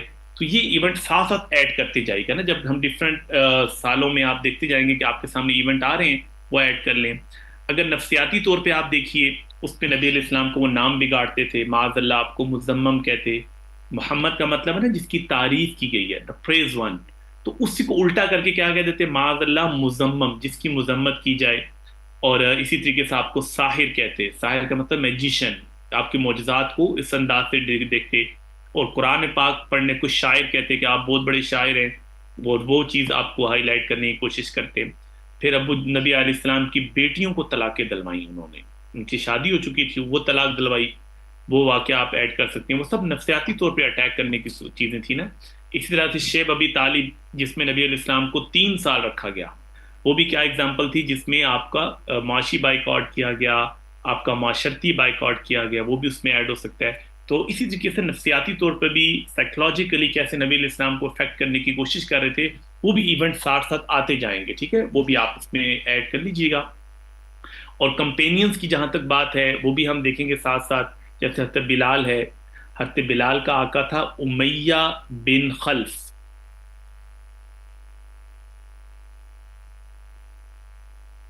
تو امیہ بن خلف مکہ کی گلیوں میں گھسیٹتا، ان کے سینے پہ بہت بڑا پتھر رکھ دیتا۔ اسی طریقے سے حضرت عمار ابن یاسر، ان کو بھی باندھا، ان کی والدہ جن کا نام تھا سمیہ، ان کو بھی باندھا، ان کے والد کو بھی باندھا، اور سب سے پہلے ان کے والد کو شہید کیا، حضرت یاسر کو۔ پھر حضرت سمیہ جو ان کی والدہ ہیں ان کو شہید کیا۔ اسلام میں سب سے پہلے جو خاتون کی شہادت ہوئی ہے، یہ بھی ایم سی کیوز میں آ چکا ہے، حضرت سمیہ کی، جو کہ حضرت عمار کی والدہ تھی۔ تو حضرت سمیہ کو اس طریقے سے شہید کیا ان کے سامنے۔ اچھا، ایک اور چیز یاد رکھ لیں کہ جس صحابی کی سب سے پہلے شہادت ہوئی ہے نا، ان کا نام ہے حضرت حارث بن ابی حالہ۔ مردوں میں جس صحابی کی سب سے پہلے شہادت ہوئی ہے، یہ بھی ایم سی کیوز میں آ چکا ہے، حضرت حارث بن ابی حالہ اور عورتوں میں جس کی سب سے پہلے شہادت ہوئی ہے ان کا نام ہے حضرت سمیہ. تو نبی علیہ السلام نے حضرت عمار کو کہا کہ صبر کرو، اللہ تمہیں جنت میں ٹھکانہ دے. اس طریقے سے کمپینینز کی اگزامپلس بھی آپ اس میں کوٹ کر سکتے ہیں. بہرحال جی ہم یہ کہہ سکتے ہیں کہ 4th ایئر میں نبی کریم صلی اللہ علیہ وسلم نے پہلے اپنے خاندان والوں کو دعوت دی، پھر پبلک پریچنگ کا آغاز صفا پہاڑی سے کیا، اور اس کے بعد ایک مشکل ترین سال آپ کے لیے شروع ہو جاتا ہے جس میں نفسیاتی طور پر، جسمانی طور پر آپ کے کمپینینز کو طرح طرح سے انہوں نے اذیت دینے کی کوشش کی. اچھا اس کے بعد نبی کریم صلی اللہ علیہ وسلم نے 5th ایئر میں 2 بڑی اسٹریٹجیز بنائی. 5ویں سال میں 5 نبوی نبوت کے 5ویں سال نبی کریم صلی اللہ علیہ وسلم نے 2 بڑی اسٹریٹجیز بنائی. حضرت عمار جو ہیں نبی علیہ السلام کے صحابی تھے جو بالکل شروع میں اسلام لے آئے تھے، اور ان کے پورے خاندان کو شہید کیا گیا تھا، ان کی والدہ کو بھی، ان کے والد کو بھی. وفات نہیں ہوئی، ایمان جن کی سب سے پہلے شہادت ہوئی ہے. ٹھیک ہے، شہادت میں صحابی ہیں حضرت حارث بن ابی حالہ، پورا نام نہیں آتا تو حضرت حارث یاد کر لیں، اور خواتین میں حضرت سمیہ. ڈرانے کا کیا مطلب ہے؟ اچھا ڈرانے کا اصل میں قرآن ایک ورڈنگ ہے نا، ڈرانے کا مطلب ہے کہ ان کو اللہ کا خوف پیدا کرے ان کے اندر، کہ بھائی تم ظلم نہ کرو، زیادتی نہ کرو، ورنہ اللہ کے سامنے تمہیں جواب دینا پڑے گا، ڈے آف ججمنٹ آئے گا. تو نبی کو نا اللہ نے 2 چیزیں بتائی ہیں کہ نبی ڈراتا بھی ہے اور خوشخبریاں بھی سناتا ہے. یعنی ڈرائے گا کن کو؟ ظالم لوگوں کو، اور خوشخبریاں کس کو سنائے گا؟ جو نیک لوگ ہیں.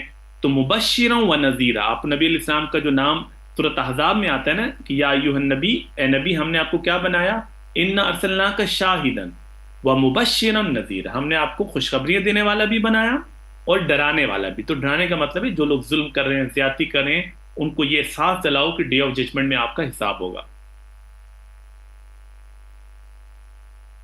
اللہ، ایک ہی چیز میں اتنی بار ریپیٹ کرتا ہوں آپ لوگوں کو، پھر وہی پوچھتے ہیں. حضرت حارث مردوں میں سب سے پہلے شہید ہوئے، اور حضرت سمیہ خواتین میں سب سے پہلے شہید ہوئی. میں نے اس کو اس لیے ڈسکس کیا تھا کہ یہ دونوں ایک بار ایم سی کیوز میں آ چکے ہیں، حضرت حارث کے حوالے سے بھی کہ سب سے پہلے شہید ہونے والے مرد کون سے. اکثر لوگ حضرت عمار یا حضرت یاسر کا نام لکھ دیتے ہیں، ٹھیک ہے، اور حضرت سمیہ بھی خواتین میں سب سے پہلے شہید ہوئی.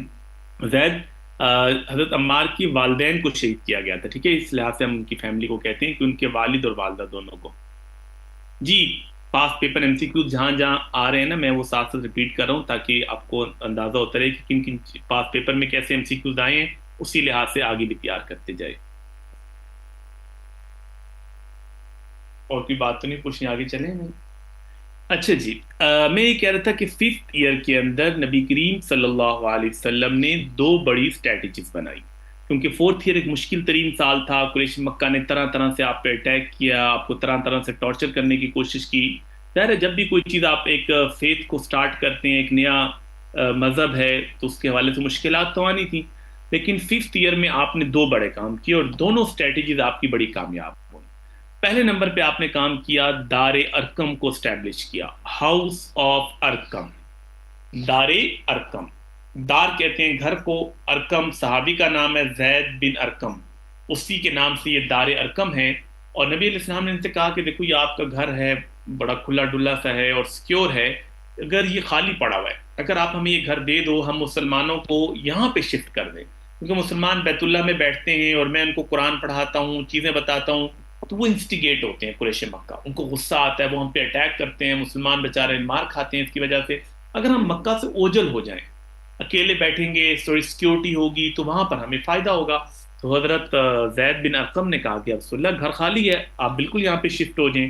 نبی علیہ السلام بہت خوش ہوئے، اور آپ نے سارے مسلمانوں کو دار ارقم میں شفٹ کر دیا، اور اس کو نام دیا کہ آج سے یہ ہاؤس آف اسلام ہے، یہ دار الاسلام ہے، یہ اب یہ دار ارقم نہیں ہے. تو دار ارقم ہی کا نام کیا چینج ہوا؟ دار الاسلام، ہاؤس آف اسلام. اور اس کا بہت بڑا امپیکٹ پڑا. اب بہت سے لوگ اسلام لانا چاہتے تھے، لیکن قریش مکہ سے ڈر لگتا تھا ان کو. اب وہ چیزیں ان کے لیے بڑی آسان ہو گئیں. تو انہوں نے اس کے بعد جی کہا کہ ٹھیک ہے جی، اب تو ہم نبی کریم صلی اللہ علیہ وسلم پر ایمان بھی لاتے ہیں، اور وہاں آرام سے اندر بیٹھ جاتے. اور 200 لوگوں نے فوراً ہی اسلام قبول کر لی اس عرصے میں دار ارقم کی وجہ سے. تو یہ ایک نبی علیہ السلام کی بڑی اچھی موو تھی، بڑا اچھا سٹیپ تھا کہ لوگوں کو کس طریقے سے قریش مکہ سے بچایا جائے، اور جو لوگ اسلام لانا چاہتے ہیں ان کو بھی مشکلات نہ ہو. دوسرا کام جو نبی کریم صلی اللہ علیہ وسلم نے کیا وہ تھا جی مائگریشن ٹو ایبیسینیا. اور یہ بڑا امپورٹنٹ نبی کریم صلی اللہ علیہ وسلم کی موو تھی. اور اس کے اوپر الگ سے نوٹ بھی آ سکتا ہے. میں نے آپ کو پچھلی کلاس میں بھی بتایا تھا کہ آج کل اسلامیات میں ایک ٹرینڈ یہ بھی بنا ہوا ہے کہ جو کوشچن نمبر 8 ہے نا، کوشچن نمبر 8 20 مارکس کا نہیں دیتے، کوشچن نمبر 8 کے 2 پارٹس بنا دیتے ہیں اور لکھ دیتے ہیں right notes on the following. اس میں 10 نمبر کے 2 نوٹس دے دیتے ہیں اور میکسیمم چیزیں اس میں سیرت النبی میں سے آتی ہیں. ٹھیک ہے، اس وجہ سے آپ کو میں جو بتاؤں نا کہ اس پہ نوٹ آ سکتا ہے تو اس کو ذرا اچھے طریقے سے تیار کریں. اب مائگریشن ٹو ایبیسینیا یہ ایسا ٹاپک ہے جس پر 10 نمبر کا نوٹ آ سکتا ہے، اس لیے اس کو تھوڑا آپ نے اچھے انداز سے، اس انداز سے بھی اس کو دیکھنا ہے کہ اگر اس پہ نوٹ آ جائے تو اس کو میں اچھے انداز سے کر سکوں. بہرحال جی مائگریشن ٹو ایبیسینیا جس کو ہم ہجرت حبشہ کہتے ہیں، یہ کام بھی نبی علیہ السلام نے کیا ہجرت کے نبوت کے 5ویں سال 5 نبوی کو. پہلے دار ارقم اسٹیبلش کیا اور دوسرے number per migration to Abyssinia. اب ذرا اس کا جائزہ لیتے ہیں کیونکہ یہ امپورٹنٹ چیز ہے، خاص طور پر نبی علیہ السلام کے ڈپلومیٹک کریئر کے حوالے سے بھی، آپ کی پیس میکنگ ایفرٹس کے اندر بھی ہمیں اس کو مینشن کرنا ہوگا. تو اس کو ذرا تفصیل سے دیکھ لیتے ہیں. مائگریشن ٹو ایبیسینیا، دیکھیں نبی کریم صلی اللہ علیہ وسلم شروع سے یہ چاہتے تھے کہ اب مکہ کے لوگ میری بات اس طرح سے نہیں سن رہے، اچھا رسپانس بھی نہیں دے رہے، تو مجھے آس پاس کسی اور علاقے میں بھی اپنی دعوت کو لے کے جانا ہے، تاکہ اگر یہ لوگ بات نہیں مانتے تو ہمارے پاس سیکنڈ آپشن ہو. وہاں کے لوگ ہو سکتے ہیں ہمیں سپورٹ کر دیں، وہاں کا بادشاہ ہماری بات مان دے. تو آپ سوچتے رہے، ریسرچ کرتے رہے کہ کون سا علاقہ ہمارے لیے بہتر ہوگا. کیونکہ دیکھیے جو لوگ ہوتے ہیں نا اہل کتاب، اہل کتاب سے مراد ہوتے ہیں یہود اور نصارہ، یہود اور عیسائی، ان کو بات سمجھانا آسان ہے ایز کمپیئر ٹو پیجنس. جو مشرک ہوتے ہیں نا بت پرست، ان کو بات سمجھانا زیادہ مشکل ہے کیونکہ ان کی اور ہمارے درمیان کوئی چیز کامن نہیں ہے. جو اہل کتاب ہیں، یہود و نصارہ ہے، جن کو ہم بنی اسرائیل کہتے ہیں، یہ لوگ کیونکہ اللہ کو بھی مانتے ہیں، کتاب کو بھی مانتے ہیں، ان کو پروفٹ ہوڈ کا بھی پتہ ہے، ان کو معجزات کا بھی پتہ ہے. صرف ان سے ہمارا اختلاف ہے پروفٹ ہوڈ کے اوپر، باقی چیزیں تو بہت سی چیزیں کامن ہیں. ان کو بات سمجھانا آسان ہوتا ہے، جو سیمیٹک ریلیجنز ہیں وہ بات اچھے طریقے سے سمجھ سکتے ہیں. اب نبی علیہ الصلوۃ والسلام نے دیکھا تو آپ کو پتہ چلا کہ ایبیسینیا کی جو اسٹیٹ ہے کرسچن اسٹیٹ ہے، عیسائی بادشاہ ہے، بڑا خدا ترس ہے. تو نبی علیہ السلام نے کہا چلو ایک رسک لے کے دیکھتے ہیں. تو آپ نے 15 لوگوں کا ایک گروپ بنایا، 11 مرد اور 4 خواتین. 15 لوگوں کا آپ نے ایک گروپ بنایا جس میں 11 مرد ہیں اور 4 خواتین ہیں. اور آپ نے ان کو کہا کہ تم چپکے سے کہاں نکل جاؤ، ابیسینیا کی طرف نکل جاؤ. بہرحال چپکے سے یہ لوگ مکہ سے نکلتے ہیں، حبشہ پہنچتے ہیں. اور نبی علیہ السلام نے کہا دیکھو وہاں جا کر چپکے سے نہیں رہنا، وہاں جا کے بادشاہ سے ملنا، اس کو میرا پیغام دینا، وہ تمہیں اجازت دے رہنے کی تو رہنا ورنہ واپس آ جا. وہ لوگ گئے، 15 لوگ ایبیسینیا پہنچے، بادشاہ سے ملے. بادشاہ کا نام تھا نجاشی. نجاشی تو تقریباً ایبیسینیا کے ہر بادشاہ کو کہتے ہیں. اصل نام تھا اس کا اسمہا، ASHAMA، اسہما. اور لیکن ٹائٹل اس کا کیا تھا؟ نجاشی. جب یہ لیٹر جی اس تک نبی علیہ السلام کا پہنچتا ہے اور وہ ساری چیزیں دیکھتا ہے، وہ کہتا ہے ٹھیک ہے جی آپ لوگ یہاں رہنا چاہتے رہو، میری طرف سے کوئی آپ کو مسئلہ نہیں ہے. اور 15 کے 15 لوگ آرام و سکون سے باہر رہنے لگ گئے اور کوئی مسئلہ نہیں ہوا. نبی علیہ السلام کو پیغام پہنچا دیا گیا کہ 15 لوگ بڑے سکون کے ساتھ ہیں، اور اگر آپ اور لوگ بھی بھیجنا جائیں تو یہاں پہ کوئی مسئلہ نہیں ہے، بڑے اچھے یہاں پر راستہ ہموار ہے. اب نبی کریم صلی اللہ علیہ وسلم نے دوسری بار اسی سال، نبوت کے 5ویں سال، یہ میں بتا رہا ہوں آپ کو، ایک اور گروپ بھیجا جس کی جو ایکچوئل تعداد ہے وہ آپ لکھ لیجیے گا. یہاں پر تو 70 لکھا ہوا ہے، ایکچوئل تعداد میں آپ کو بتاتا ہوں.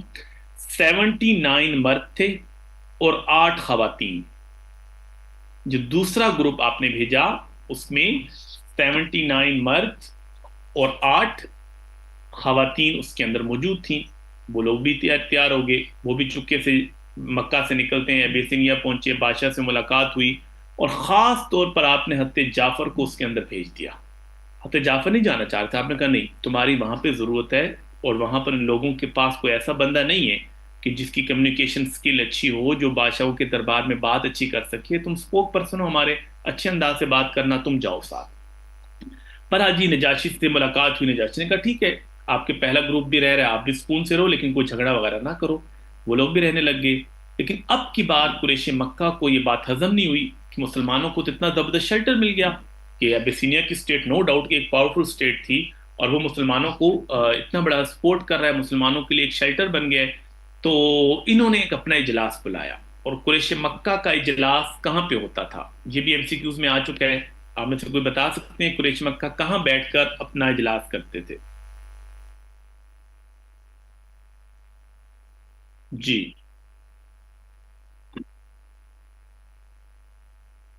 قریش مکہ کا اجلاس کہاں ہوتا تھا؟ یہ میرے خیال ہے MPT میں آیا تھا۔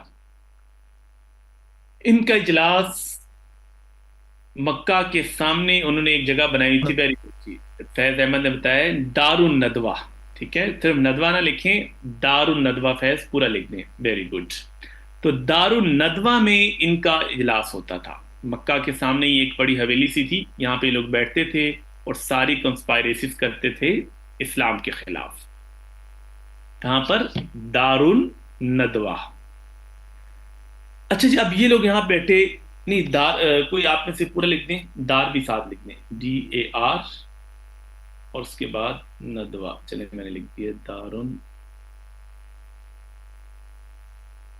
جی ٹھیک ہے زید آپ نے لکھ دیا دارن ندوہ۔ تو یہاں یہ لوگ بیٹھے، انہوں نے یہ جائزہ لیا، انہوں نے کہا کہ ہم ایسا کرتے ہیں کہ ان لوگوں کو واپس لاتے ہیں۔ کون جائے گا جی؟ انہوں نے کہا جی عمر بن عاص، کیونکہ بڑے لوگوں کے ساتھ ان کے تعلقات تھے، ان کی دوستیاں بھی ہیں، ان کو کہا جی آپ جاؤ۔ یہ اپنا پورا ڈیلیگیشن لے کے گئے، بڑے گفٹس لے کے گئے، اور وہاں ابیسینیا پہنچتے ہیں اور تمام درباریوں کو اچھے خاصے گفٹ دیتے ہیں، ان کو کہتے ہیں بھائی کل ہماری ہاں میں ہاں ملانی ہے۔ وہ کہتے ہیں جی بالکل تیار ہیں۔ اگلے دن بادشاہ کے دربار میں حضرت عمر بن عاص پیش ہوتے ہیں، ان کو بتاتے ہیں کہ جناب اس طریقے سے ہمارے کچھ غلام ہیں آپ کے پاس بھاگ کر آ گئے، آپ نے بڑا پروٹوکول دیا ہوا ہے۔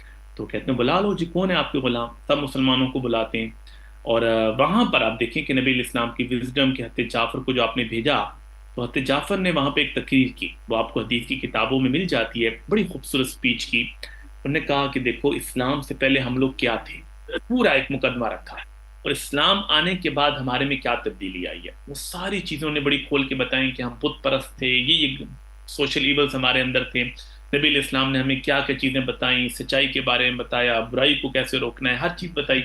نجاشی نے کہا اتنا زبردست مذہب ہے، اور یہ لوگ اگر اس مذہب پہ چلنا چاہتے ہیں تو آپ کو کیا پرابلم ہے؟ میں تو ان کو آپ کے حوالے نہیں کروں گا، یہ تو بالکل ٹھیک بات کر رہے ہیں۔ بہرحال جی بات ان کی بنی نہیں، مسلمان سکون سے واپس چلے گئے۔ پوری رات عمر بن عاص سوچتے رہے کہ اب میں کیا کروں۔ اگلے دن انہوں نے دوبارہ ان درباریوں کا، جناب بڑے میں نے آپ کو مہنگے گفٹ دیے ہوئے ہیں، ذرا ایک ملاقات میری اور کراؤ۔ انہوں نے کہا ٹھیک ہے جی، اگلی ملاقات ہوگی اگلے دن۔ اس دن نجاشی کو عمر بن عاص نے کہا کہ ذرا مسلمانوں کو بلائیں، میں ایک بات صرف کروں گا۔ مسلمانوں کو بلا لیا۔ اب نجاشی کے سامنے عمر بن عاص نے ایک زبردست طریقے سے چال چلی، اور یہ کہا کہ چلیں آپ ان سے ذرا یہ پوچھئے کہ یہ آپ کے مذہب کے بارے میں کیا عقیدہ رکھتے ہیں۔ یعنی اس نے اب یہ سوچا کہ کیونکہ عیسائیوں کے بارے میں مشہور تھا اس زمانے میں بھی کہ وہ ٹرینٹی کو مانتے ہیں، عقیدہ تثلیث، کہ اللہ تعالیٰ اور حضرت مریم اور عیسیٰ علیہ السلام مل کے ایک خدا بنتے ہیں معاذ اللہ، جس کو عقیدہ تثلیث یا ٹرینٹی کہتے ہیں۔ تو ان کو پتہ تھا کہ وہ ٹرینٹی کو مانتے ہیں، وہ تو عیسیٰ علیہ السلام کو معاذ اللہ اللہ کا بیٹا کہتے ہیں، اور مسلمان جب نہیں کہیں گے تو نجاشی کو غصہ آئے گا۔ اس نے کہا نجاشی کو کہ آپ نے جن لوگوں کو رکھا ہوا ہے، آپ نے یہ پوچھا کہ وہ آپ کے مذہب کے بارے میں کیا سوچتے ہیں؟ وہ تو آپ کے بارے میں اچھا نہیں سوچتے، ذرا ان کو بلا لیں۔ نجاشی نے بلا لیا۔ نجاشی نے کہا اچھا یہ بتاؤ کہ ہمارے مذہب کے بارے میں تم کیا کہتے ہو، عیسیٰ علیہ السلام کے بارے میں، مریم علیہ السلام کے بارے میں؟ اب مسلمان خاموش، کہ اگر سچ بولتے ہیں تو نجاشی کو غصہ آتا ہے، جھوٹ بولیں گے تو اپنا ایمان ختم ہو جائے گا۔ اب اگین اسی موقع پر حضرت جعفر کھڑے ہوئے۔ حضرت جعفر نے کہا ڈرتے کیوں ہو؟ سچی بات کرو جو بات ہے، اگر میں ہم سے وہ ناراض ہوگا نجاشی تو کیا کرے گا؟ ہمیں نکال دے گا تو ہم چلے جائیں گے واپس، ہم مکہ سے ہی آئے ہیں، یہ کون سی اتنی بڑی ڈیل ہے؟ اس موقع پر حضرت جعفر رضی اللہ تعالیٰ عنہ نے سورہ مریم کی تلاوت کی۔ سورہ مریم اتنی خوبصورت صورت ہے قرآن کی، خاص طور پر اگر آپ اس کا سیکنڈ رکوع، آج اگر آپ کو موقع مل جائے تو سورت مریم کا سیکنڈ رکوع پڑھیے گا، آپ حیران ہوں گے کہ پوری بائبل میں آپ کو عیسیٰ علیہ السلام اور مریم علیہ السلام کی وہ شان نہیں ملتی جو اللہ تعالیٰ نے سورہ مریم میں ان کو ٹریبیوٹ دیا۔ پورے قرآن میں کسی عورت کے نام کی صورت ہی نہیں ہے، صورت تو دور کی بات ہے، کسی عورت کا نام تک ذکر نہیں کیا اللہ نے قرآن میں۔ اور سورہ مریم میں دیکھیں، مریم علیہ السلام کے نام کی پوری صورت ہے، یعنی کافرہ عورتیں ہیں نا، اللہ نے ان کا نام بھی ذکر نہیں کیا۔ لوط علیہ السلام کی بیوی کافرہ تھی، نوح علیہ السلام کی بیوی کافرہ تھی، تو قرآن نے کہا امرأۃ لوط، لوط کی بیوی، لیکن نام ذکر نہیں کیا۔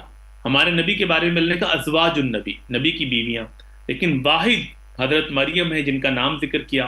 پھر سیکنڈ رکوع میں پوری ان کے اللہ تعالیٰ نے بتایا کہ کیسے مریم علیہ السلام پاک دامن خاتون تھی۔ وَاذْكُرْ فِي الْكِتَابِ مَرْيَمَ إِذِ انتبذت من أهلها مكانا شرقيا فاتخذت من دونهم حجابا فأرسلنا إليها روحنا فتمثل لها بشرا سويا۔ بہت خوبصورت یہ رکوع ہے، آپ اس کو پڑھتے جائیں گے تو آپ کو اتنا مزہ آئے گا۔ اور اس میں اللہ تعالیٰ نے بتایا کیسے مریم علیہ السلام گھر کے کونے میں بیٹھی تھیں، کیسے جبرائیل علیہ السلام آتے ہیں، کیسے پھر وہ پھونک مارتے ہیں اور وہ اس طریقے سے بچے والی ساری صورتحال، وہ ساری چیزیں وہاں پر آپ کو بڑے خوبصورت انداز سے ملتی ہیں۔ تو جب نجاشی نے وہ سارا سنا تو رو رو کے اس کا برا حال، اس کی پوری داڑھی گیلی ہو گئی، اور اس کے بعد نے تینکا اٹھایا اور خدا کے اس نے کہا کہ واللہ بائی گاڈ، جو آپ نے عیسیٰ علیہ السلام کی شان بتائی ہے وہ اس سے ایک تنکے کے برابر بھی زیادہ نہیں ہے، آپ نے بالکل پرفیکٹ چیزیں بتائی ہیں۔ ہماری بائبل کی بھی یہی تعلیمات تھی، لوگوں نے بعد میں تبدیلیاں کر دیں۔ اس کے بعد اس نے قریش مکہ کو کہا کہ اب تو تم مجھے ان کے وزن کے برابر سونا بھی دے دو نا، ان کو میں تمہارے حوالے نہیں کروں گا۔ اور اس طریقے سے دیکھیں کہ جو مشرکین مکہ ہے ان کی ڈپلومیسی ناکام ہو گئی، اور نبی کریم صلی اللہ علیہ وسلم کی جو ڈپلومیسی ہے بڑی بہترین ہوئی، کامیاب ہو گئی۔ تو اب اگر اس کا ہم انالیسس کریں، جو اصل چیز میں نے آپ کو بتایا تھا نا کہ ہم نے اپنی جو انالیسس کی سکل ہے اس کو ذرا امپروو کرنا ہے، کیونکہ یہی چیز آپ کے پیپر کو تھوڑا سا ڈیفرنٹ کر سکتی ہے۔ تو اگر میں آپ ہی لوگوں سے کہوں کہ اگر نبی علیہ الصلوۃ والسلام کے ڈپلومیٹک کریئر کے لحاظ سے ہم مائگریشن ٹو ایبیسینیا کو ریٹ کریں تو اس میں آپ کے سامنے کیا پوائنٹس آتے ہیں؟ کون اس کا انالیسس کریں گے نبی علیہ السلام کی ڈپلومیسی کے اکارڈنگلی؟ میں نے کچھ چیزوں کی طرف اشارہ کیا ہے۔ جی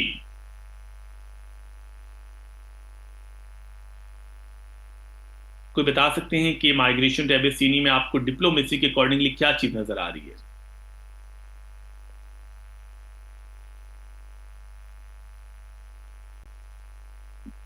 ہی sent a voice spoke person, very cool Qandeel. ٹھیک ہے جی، ایک تو حضرت جعفر کا انکلوژن یہ کہہ رہے ہیں بڑی اچھی بات ہے، اور عائشہ نے بڑی اچھی بات کی کہ کسی کے ریلیجن کو ابیوز کرنا یا اس کو ڈیگریڈ نہیں کرنا، اس کے حوالے سے انٹرفیتھ ہارمنی کا آپ کو کانسیپٹ نظر آتا ہے اس کے اندر۔ پریچنگ آف اسلام ہے، بالکل ٹھیک ہے۔ اور مائگریشن جو ہے اس کے ذریعے سے ظاہر ہے کہ آپ ڈفرینٹ لوگوں سے اپنے الائز بناتے ہیں، ٹھیک ہے جی۔ اسی طرح سے ٹھیک ہے جی، اسلام کے جو پلورلزم کی بات کی انہوں نے، ٹھیک ہے، سچائی کا دامن نہ چھوڑنا کسی کے ڈر سے، چلیں ٹھیک ہے۔ ہی سینڈ پیپل ان گروپس، دیکھیں گروپس میں بھیجنا، اور پہلا گروپ دیکھیں چھوٹا، دوسرا گروپ بڑا، انسرٹینٹی زیادہ ہے، تو کتنے پوائنٹس آپ کے ذہن میں آتے جا رہے ہیں؟ ویری گڈ جی، اور بتائیے۔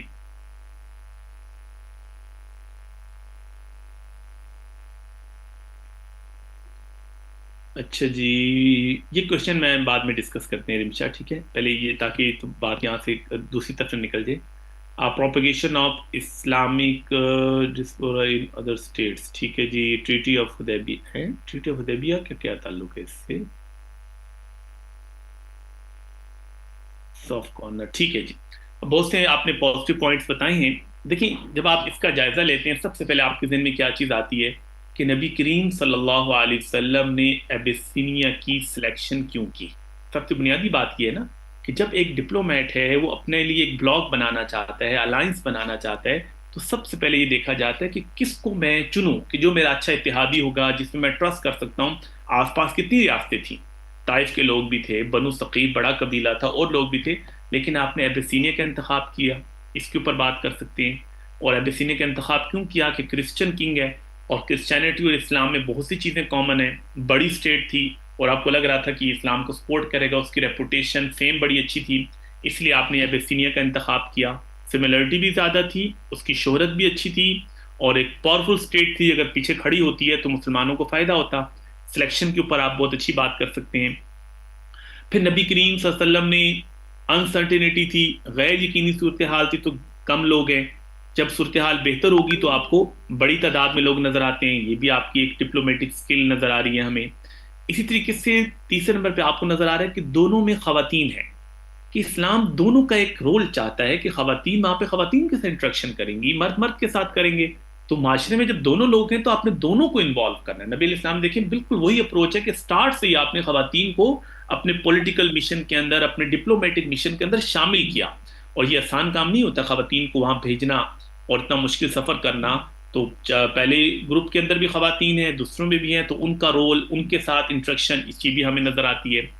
اسی طریقے سے انٹر فیتھ ہارمنی جو آج کے دور کے اندر ہم کہتے ہیں کہ کی ہے، آپ نے کہیں پر بھی ڈپلومیسی کرنی ہے. اسلام کبھی آپ کو نہیں سکھاتا کہ کسی کے مذہب کو گالی دو، کسی کو ڈیگریڈ کرو.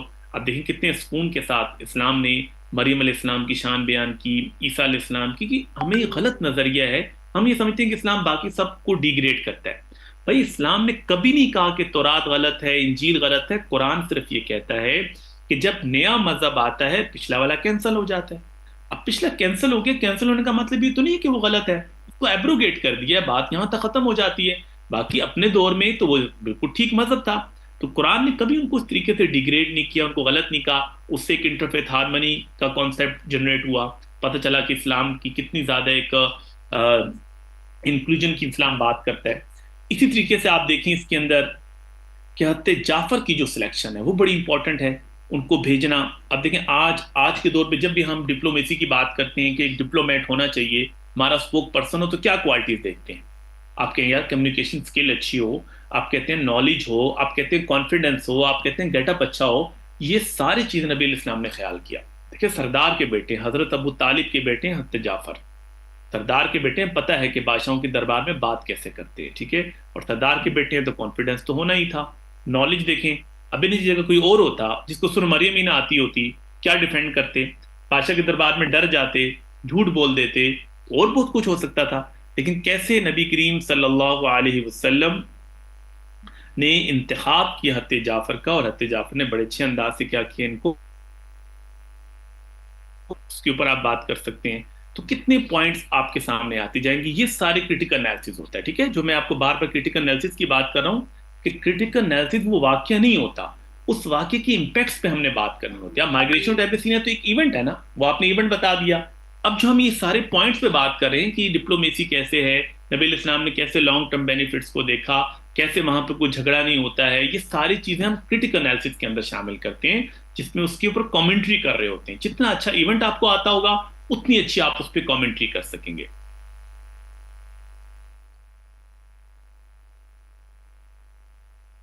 جی 79 مین تھے، ٹھیک ہے جی. کلیئر ہوگی جی یہاں تک، ٹھیک ہے. تو اس لیے میں نے اس کو تھوڑا ڈیٹیل میں بتا دیا کہ اس پہ الگ سے بھی کوئی چیز آئے تو آپ کو مسئلہ نہ ہو.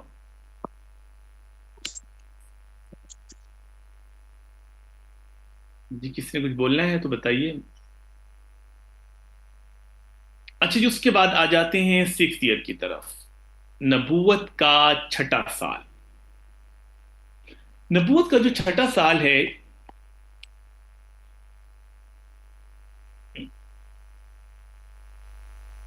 اچھا جی ٹھیک ہو گیا doctor Mubashira Sawera, thank you so much. اچھا جی دیکھیں عائشہ، آپ سب ماشاءاللہ سمجھدار ہیں. میں تو چاہتا ہوں آپ کوئی بھی کوشچن کریں، مجھے اچھا ہوتا ہے میں اس کو رسپونڈ کروں.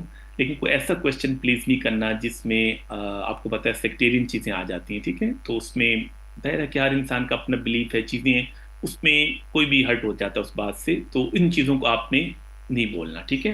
اس چیز کے اوپر کوشچن نہیں کرنی آپ نے. اب آپ کو پتہ ہے یہ ڈفرینٹ اسکول آف تھاٹ کے اندر چیزیں ڈفرینٹ ہیں، تو اس وجہ سے ان چیزوں کو کوشچن نہ کریں. باقی یہ کہ حضرت ابو طالب کی رسپیکٹ کے حوالے سے کسی کا اختلاف نہیں ہے، اس لیے رسپیکٹ آپ نے ان کی کرنی ہی کرنی ہے. اچھا جس کے بعد آ جاتے ہیں نبوت کے چھٹے سال میں. نبوت کا جو چھٹا سال ہے، 6 ایئر آف پروفیٹہڈ، اس میں آپ نے بس یہ ذہن میں رکھنا ہے کہ دو بڑی شخصیات ہیں جنہوں نے اسلام قبول کیا. اس میں ایک شخصیت ہے حضرت حمزہ کی، اور ایک شخصیت ہے حضرت عمر بن خطاب رضی اللہ تعالیٰ عنہ کی. ان دونوں نے اسلام قبول کیا تھا 6 نبوی کو، نبوت کے چھٹے سال. ہوا یہ کہ نبوت کا جو چھٹا سال ہے، نبی علیہ السلام پر وہ تکالیف تو آ رہی تھیں. اور جو میں نے آپ کو واقعہ بتائی کہ ایک بار بیت اللہ کے سامنے کھڑے ہوتے ہیں، لوگوں کو دعوت دے رہے ہوتے ہیں، تو دور سے نا ابو جہل نے ایک پتھر مارا. پتھر نبی علیہ السلام کو یہاں پہ لگا اور یہاں سے اچھا خاصا خون نکلا. یہ سارا منظر دیکھ رہی تھی ابو جہل کی سلیو گرل تھی، اس نے سارا منظر دیکھا، اس کو ہی بڑی تکلیف ہوئی. وہ سیدھا چلے گی حضرت حمزہ کے پاس. حضرت حمزہ نبی علیہ السلام کے چچا بھی تھے، نبی علیہ السلام کے دوست بھی تھے، اور نبی علیہ السلام کے بھائی بھی تھے۔ چچا تو آپ کو پتہ ہے کہ حضرت عبداللہ کے بھائی ہیں، نبی علیہ السلام کے والد کے بھائی ہیں، تو چچا تو بنتے ہیں۔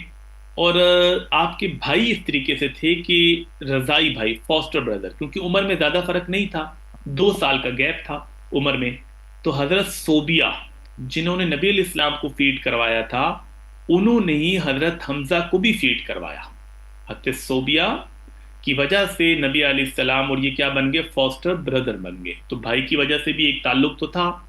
تو جب ان کو پتہ چلا تو ان کو بڑا غصہ آیا، سیدھا ابو جہل کے پاس گئے، اسی طریقے سے اس کو ہٹ کیا، اس کے سر پہ تلوار کا پچھلا حصہ مارا، اور کہا کہ تم نبی علیہ السلام کو کیوں تکلیف دیتے ہو؟ اگر آج کے بعد نبی علیہ السلام کو کچھ کہا تو میں بھی ان کے مذہب کو قبول کر لوں گا، یعنی ان کو تھریٹ کر کے چلے گئے۔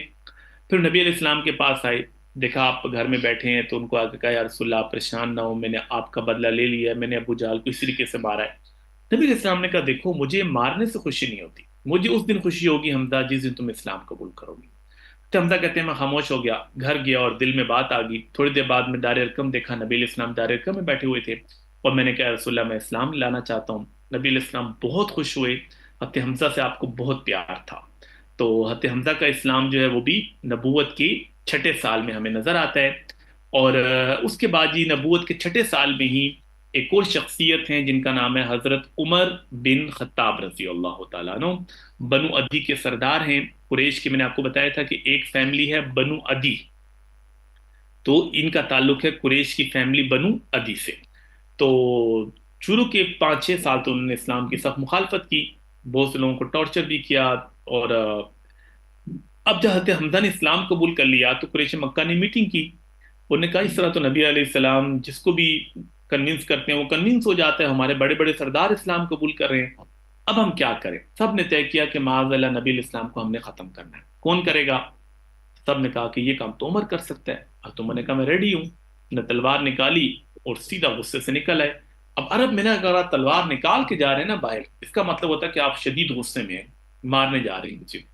اب راستے میں حضرت سعد بن ابی وقاص نے دیکھ لیا، تو سعد نے کہا کہ کدھر اتنے غصے میں جا رہے ہیں؟ تو انہوں نے یہ بتایا کہ اس طریقے سے میں نبی علیہ السلام کو ختم کرنے کے لیے جا رہا ہوں۔ نے کہا ان کو بعد میں ختم کر لینا، ذرا اپنے گھر میں جاؤ، تمہاری بہن فاطمہ اور ان کے شوہر نے اسلام قبول کر لیا۔ ان کو یہ سننا تھا کہ غصے میں گھر چلے گئے۔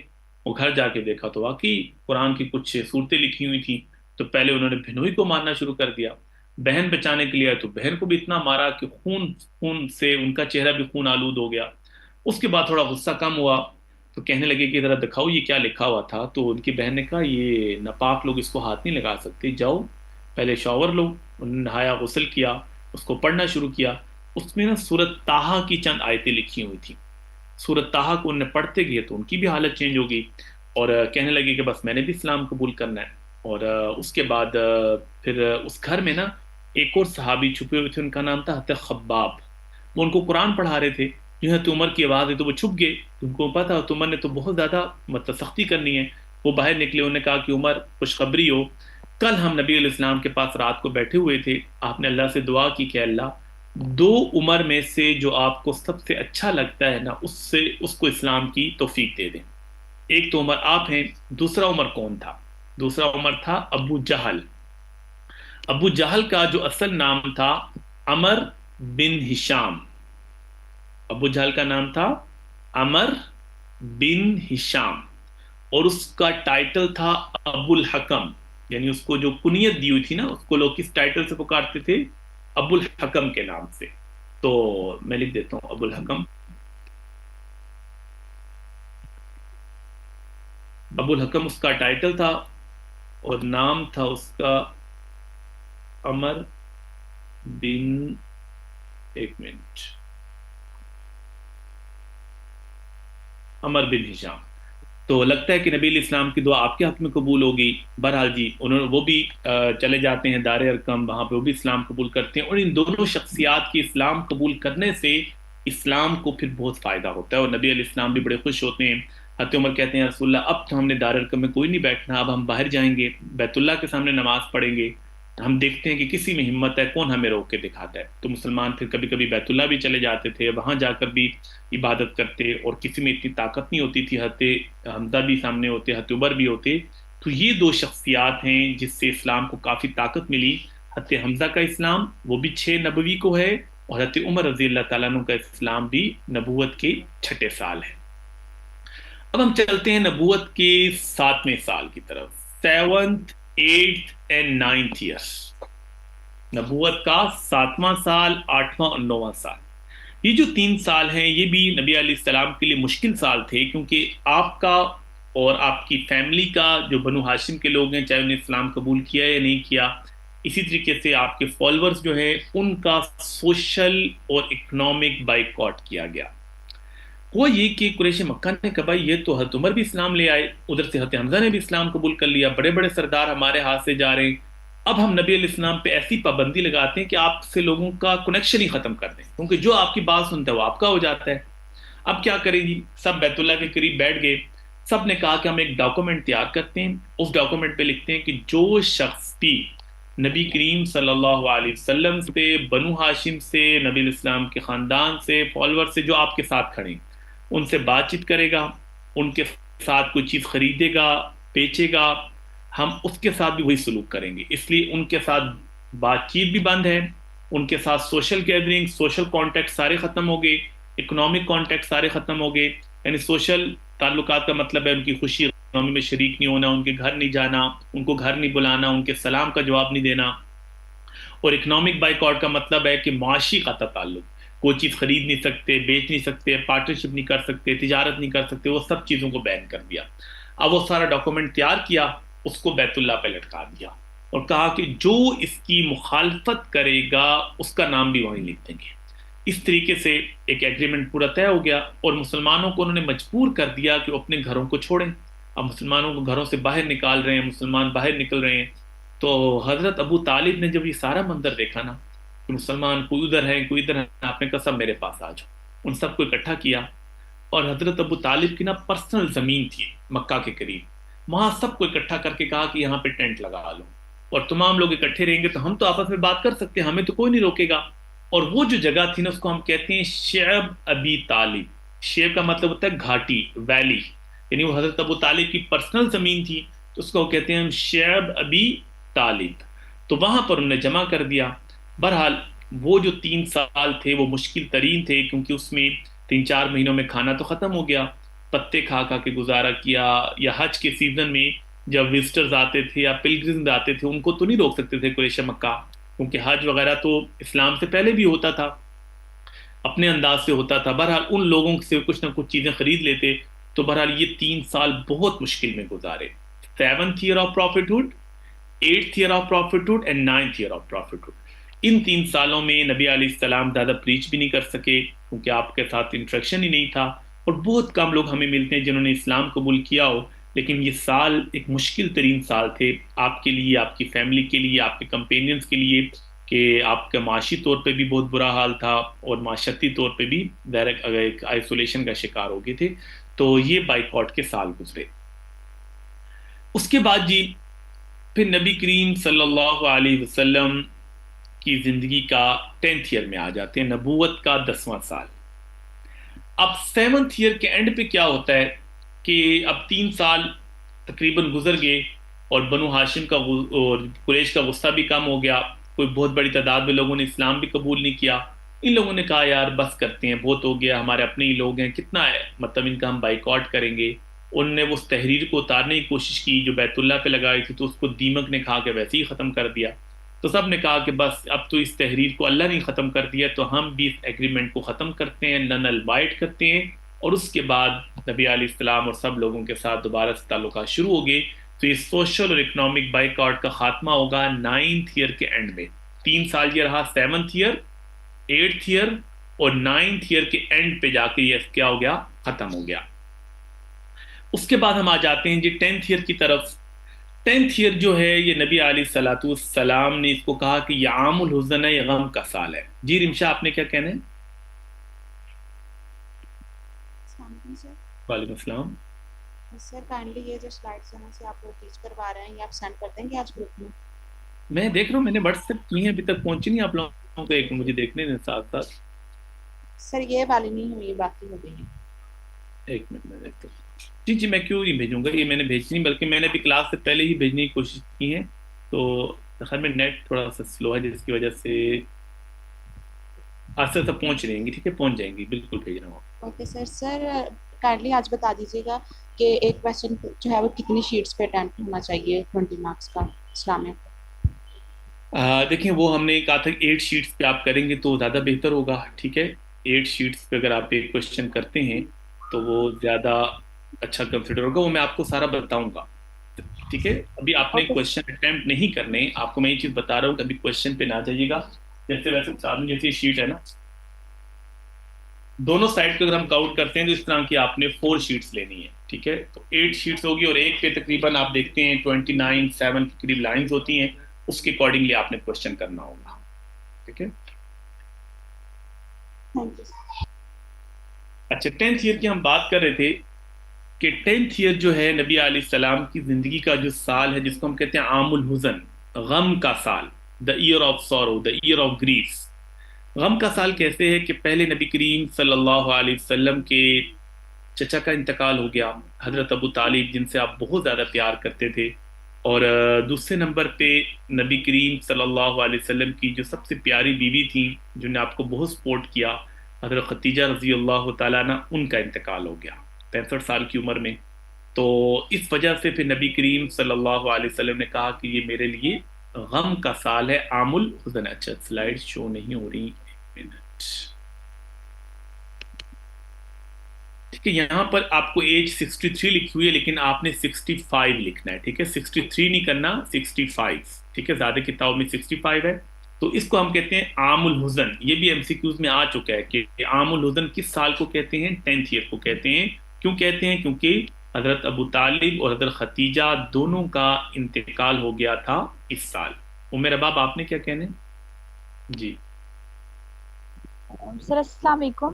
وعلیکم السلام. سر مجھے ایکچولی یہ پوچھنا تھا کہ آپ نے آج کون سے ٹاپکس پڑھائے ہیں؟ ایکچولی میں لیٹ تھی نا کلاس میں، تو مجھے آپ صرف یہ بتا دیں کہ آپ نے شروع کی 45 منٹس کے میں آپ نے کون کون سے ٹاپکس جو ہیں پڑھا دیے تھے، کیا ڈسکس کیا تھا ٹھیک ہے ٹھیک ہے، میں بتا دیتا ہوں. ٹھیک ہے جی. اب اس کے بعد ہم وزٹ ٹو طائف میں آئیں گے، اور وزٹ ٹو طائف جو ہے نا یہ بھی نبی علیہ السلام کے ڈپلومیٹک کیریئر کے لحاظ سے بہت امپورٹنٹ ہے. انشاءاللہ اس کو ہم کل کی کلاس میں پڑھیں گے، اور اس کے اوپر بھی 10 مارکس کا نوٹ آ سکتا ہے. وزٹ ٹو طائف، اس کو بھی تھوڑا سا ہم نے اور انداز سے دیکھنا ہے، کیونکہ یہ نبی علیہ السلام کے ڈپلومیٹک کیریئر کے لحاظ سے، آپ کی پیس میکنگ ایفرٹس کے لحاظ سے، اور الگ سیپریٹ نوٹ کے لحاظ سے بھی آپ نے اس کو تیار کرنا ہوگا. دیکھیں آج ہم نے جو پڑھا ہے جو مکی زندگی بیفور پروفٹ ہوڈ ہے، اس کے اندر ہمارا جو فکسنگ آف بلیک سٹون کا ایونٹ رہ گیا تھا، اور ڈیوائن ٹریننگ، ان 2 ایونٹس کو ہم نے کمپلیٹ کیا. اس کے بعد جو مکی زندگی آفٹر پروفٹ ہوڈ ہے، اس میں ہم نے کہا کہ شروع کی 3 سال سیکرٹ پریچنگ تھی، پھر 4th ایئر میں پبلک پریچنگ تھی. اس کے نتیجے میں جو مشکلات آئیں جسمانی طور پر، نفسیاتی طور پر، آپ کمپینینس، اس کا ذکر کیا. 5th اور 6th ایئر میں ہم نے کہا کہ نبی کریم صلی اللہ علیہ وسلم نے 5th ایئر کے اندر 2 بڑی اسٹریٹجیز بنائی تھیں. ایک تو آپ نے دار ارقم کو اسٹیبلش کیا، دوسرا مائگریشن ٹو ایبیسینیا، ان 2 کو ہم نے دیکھا تھا. اور 6th ایئر کے اندر حضرت حمزہ اور حضرت عمر کا اسلام تھا. 7th 8th and 9th year اس کے اندر سوشل اور اکنامک بائیکاٹ تھا. 10th ایئر میں کچھ ایونٹ زیادہ ہیں، تو ایک تو اس میں ہم نے کہا کہ 10th ایئر کے اندر نبی علیہ الصلوۃ والسلام کی بیوی اور آپ کے چچا دونوں کا انتقال ہوا، اس کو آپ نے عام الحزن کا. اور اس کے بعد ہم وزٹ ٹو طائف سٹارٹ کرنے لگے تھے، انشاءاللہ اس کو ہم کل پڑھیں گے. اچھا دیکھیں جو آپ نے اے ڈی کے لحاظ سے زائد مسئلہ آئے گا نا آپ کو، کیونکہ ایک مسئلہ تو یہ ہے کہ جو لیونر کیلنڈر ہوتا ہے وہ ہوتا ہے 355 دنوں کا، اور یہ جو اے ڈی والا ہمارا سولر کیلنڈر ہوتا ہے 365 کا ہوتا ہے. اب اے ڈی کا آپ کو نا کہیں پر 1 سال کا ڈفرنس آ رہا ہوگا. آپ نے جو ڈیٹس تیار کرنی ہے وہ اسلامی ڈیٹس تیار کرنی ہے، نبوت کے سال کے لحاظ سے، ٹھیک ہے، اور اسی طریقے سے آپ نے پروفٹ ہوڈ کے لحاظ سے اور ہجری کیلنڈر کے لحاظ سے. باقی اس کی ڈیٹ کا میں آپ کو ایک طریقہ بتا دیتا ہوں، وہ آپ کے لیے بڑا آسان ہو جائے گا. آپ کسی ایک ایونٹ کو تیار کر لیں. ایک ایونٹ سے مراد کیا ہے کہ آپ نے یہ تیار کر لیا کہ آپ کا جو مائگریشن ٹو ایبیسینیا ہے، ٹھیک ہے، آپ نے تیار کر لیا کہ یہ 616 کو ہوا، 616 اے ڈی کو. بس ایک ڈیٹ تیار کر لیں، اسی میں چیزیں ایڈ یا مائنس کر لیں. اب آپ سے پوچھتے ہیں کہ کنکسٹ آف مکہ کب ہوا، تو اس کے اندر آپ ایڈیشن کر لیں. آپ سے پوچھتے ہیں کہ نبی علیہ السلام نے نبوت کا اعلان کب کیا، تو آپ اس میں 5 سال پیچھے کر لیں. اس طریقے سے آپ اس کو مینج کر سکتے ہیں. آپ باقی اسلامک ڈیٹس رکھیں، ایک ڈیٹ دونوں کی تیار کر لیں، اس کے لحاظ سے آپ پلس مائنس کرتے جائیے گا. اچھا رمشا، جو ماریہ قبطیہ کی آپ نے بات کی کہ ماریہ، حضرت ماریہ جو ہیں یہ سلیو گرل تھیں، یہ بیسیکلی باندی تھیں، جو کہ حضرت جو نجاشی ہیں اس نے نبی علیہ السلام کو گفٹ کی تھی. لیکن نبی علیہ الصلوۃ والسلام کی جب ان سے اولاد ہو جاتی ہے نا، کسی بھی سلیو گرل سے جب اولاد ہو جاتی ہے، پھر اس کا سٹیٹس سلیو گرل کا نہیں رہتا. اسی وجہ سے لوگوں نے ان کو امہات المومنین لکھا کہ نبی علیہ السلام نے شادی نہیں کی تھی ان سے.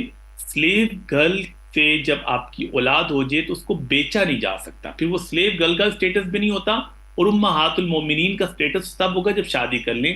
لیکن آپ کے کیونکہ ان سے بیٹا ہو گیا تھا حضرت ابراہیم، اس وجہ سے بعض لوگوں نے ان کو امہات المومنین لکھ دیا ہے.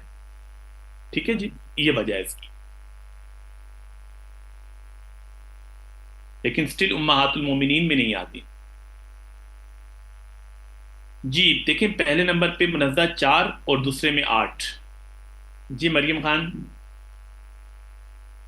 سر یہ آپ نے کیا بتایا، یہ کس نے بیچی تھی ماریا کو، کس نے بیچا تھا؟ نجاشی نے.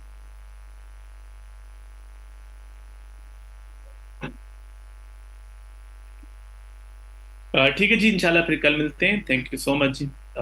چیزیں انشاءاللہ تعالیٰ آپ کو پہنچ جائیں گی آج. ٹھیک ہے، ڈونٹ وری.